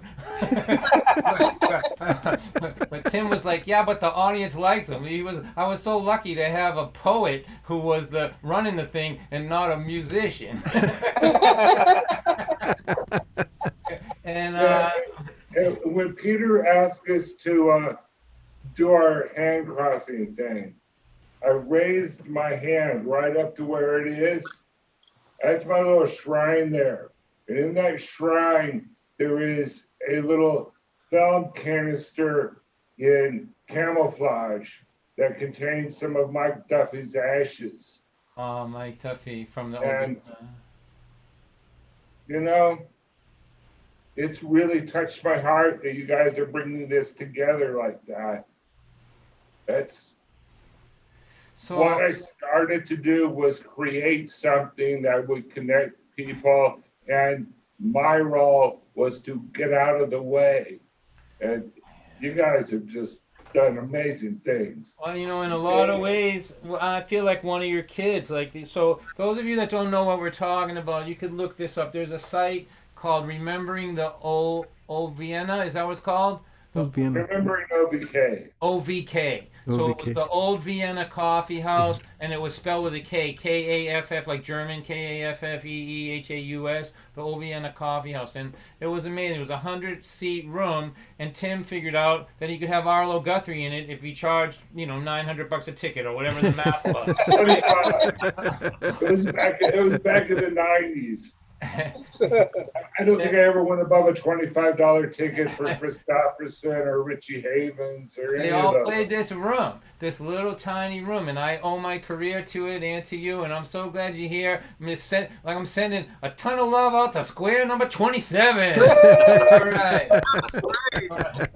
So, meet him. So Tim, reach out to me. Let's talk sometime. All right, Haley, will you play another song for us, and we'll send all these old hippies home after that? What do you think? Yes, sure. Hi, Tim. Nice to see you.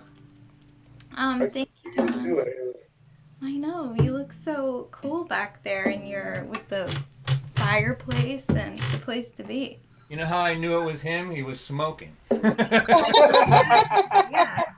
it out, Don. What's that?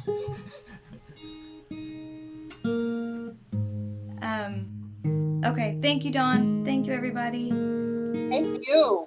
You, Thank you, Amy. Thank you, John. It was so good to hear you. Oh, thank you. Great to hear you. Beautiful. Guys. Okay, this is called Bethany. Happens to be for yet another old hippie I know. Just a coincidence.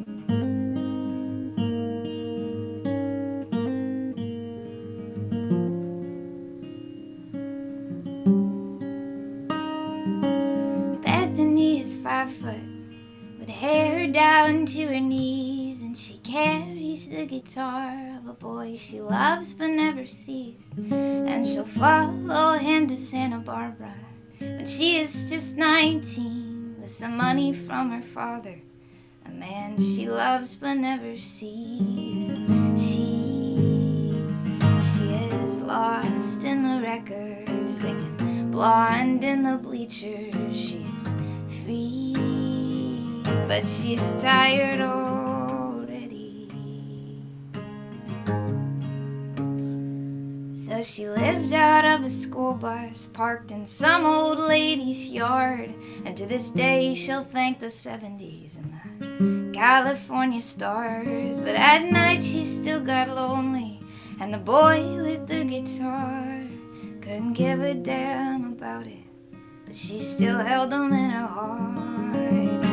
She is lost in the record, singing blonde in the bleachers. She's free, but freedom never comes easy, and love it never comes freely.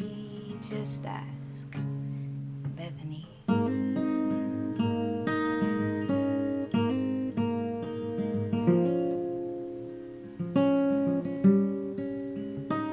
And the boy with the guitar became a man with a full band, and he left her with a baby, chose the road over a family. So Bethany, she left there for a farm out in the country, raised a little girl up wild with the horses and the daisies. And she is lost in the record, singing blonde in the bleachers. She's free, but freedom never comes easy, and love it never comes freely.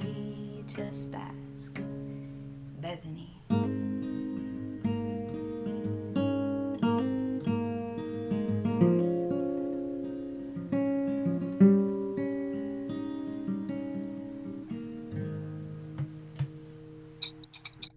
Woo!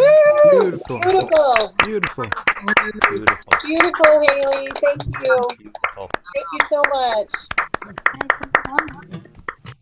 Thank Well, this is one for the ages right now. you. Yeah. I've had the best night. I'm working so hard trying to just stay alive in this business, but I'm building this stuff into it for myself. This is what I want. We are simulating and creating the community that we have been taken away from us, right? And we're doing the best we can. But this feels great to me, and we're gonna do this every Thursday night until they make us stop. It's not always going to be rock stars in it, but it's always going to feel like home. That's my goal, and you guys are welcome. Great, John. If you have money, if you don't have money, you're welcome. So I'm going to end with a song. I want to tell you all that I love you and that I appreciate your hearts. I can feel them from here. So this song is called The Painter. I'm just going to sing it to remind us all that we need to take care of ourselves. Like every 5th day, I have to just lay in bed and not do anything. The weight of what's happening in the world and everything, I just need a day down.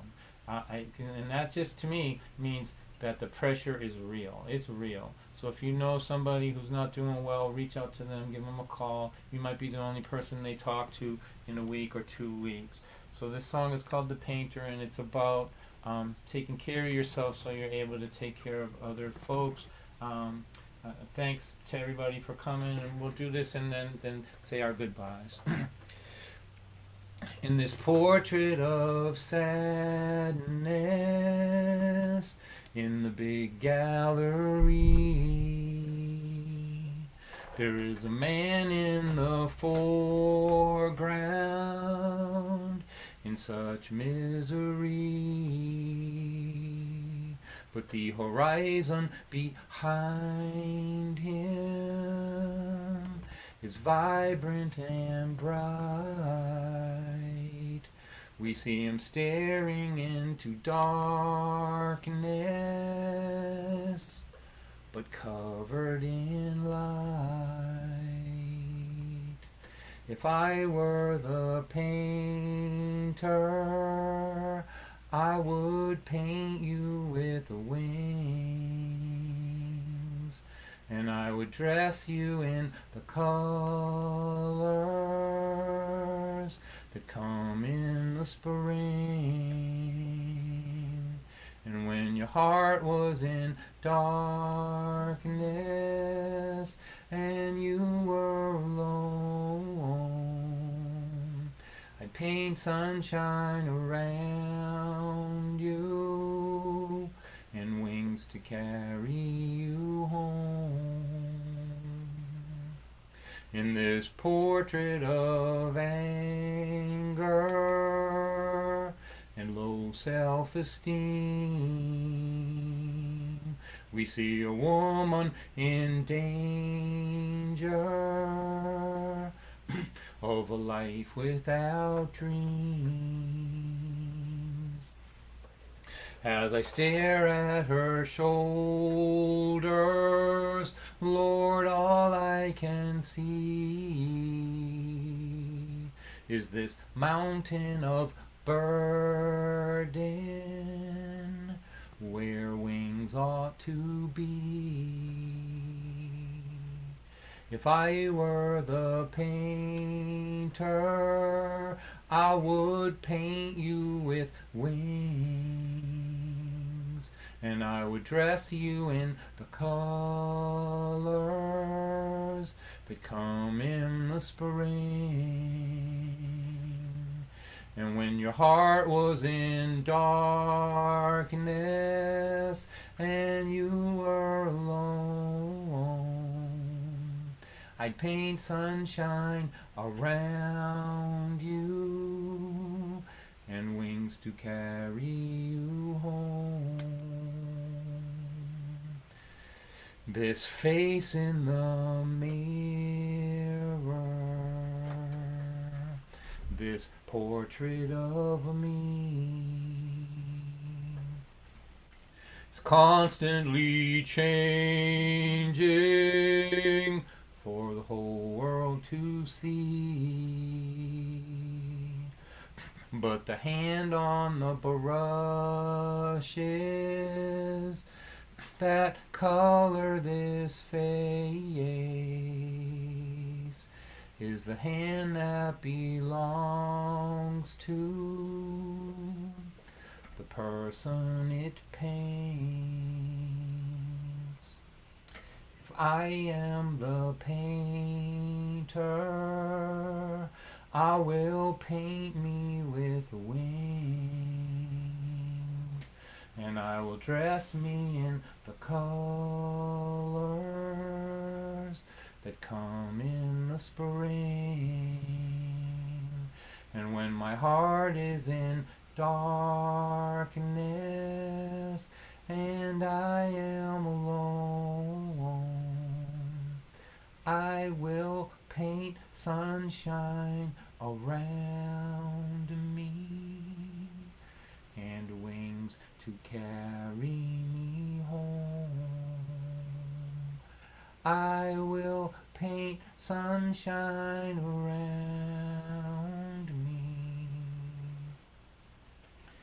and wings to carry me home.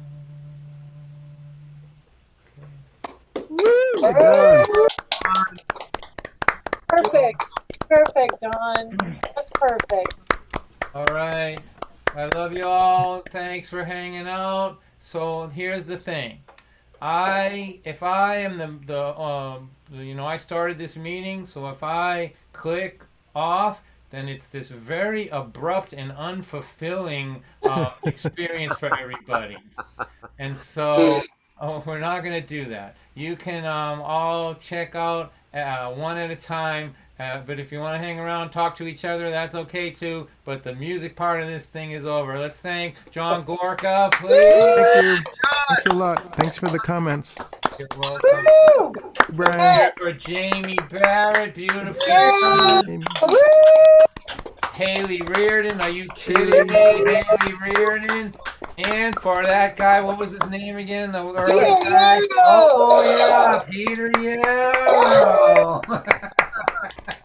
I can't believe I'm speaking these words. Good for Don White. Let's hear for Don White. You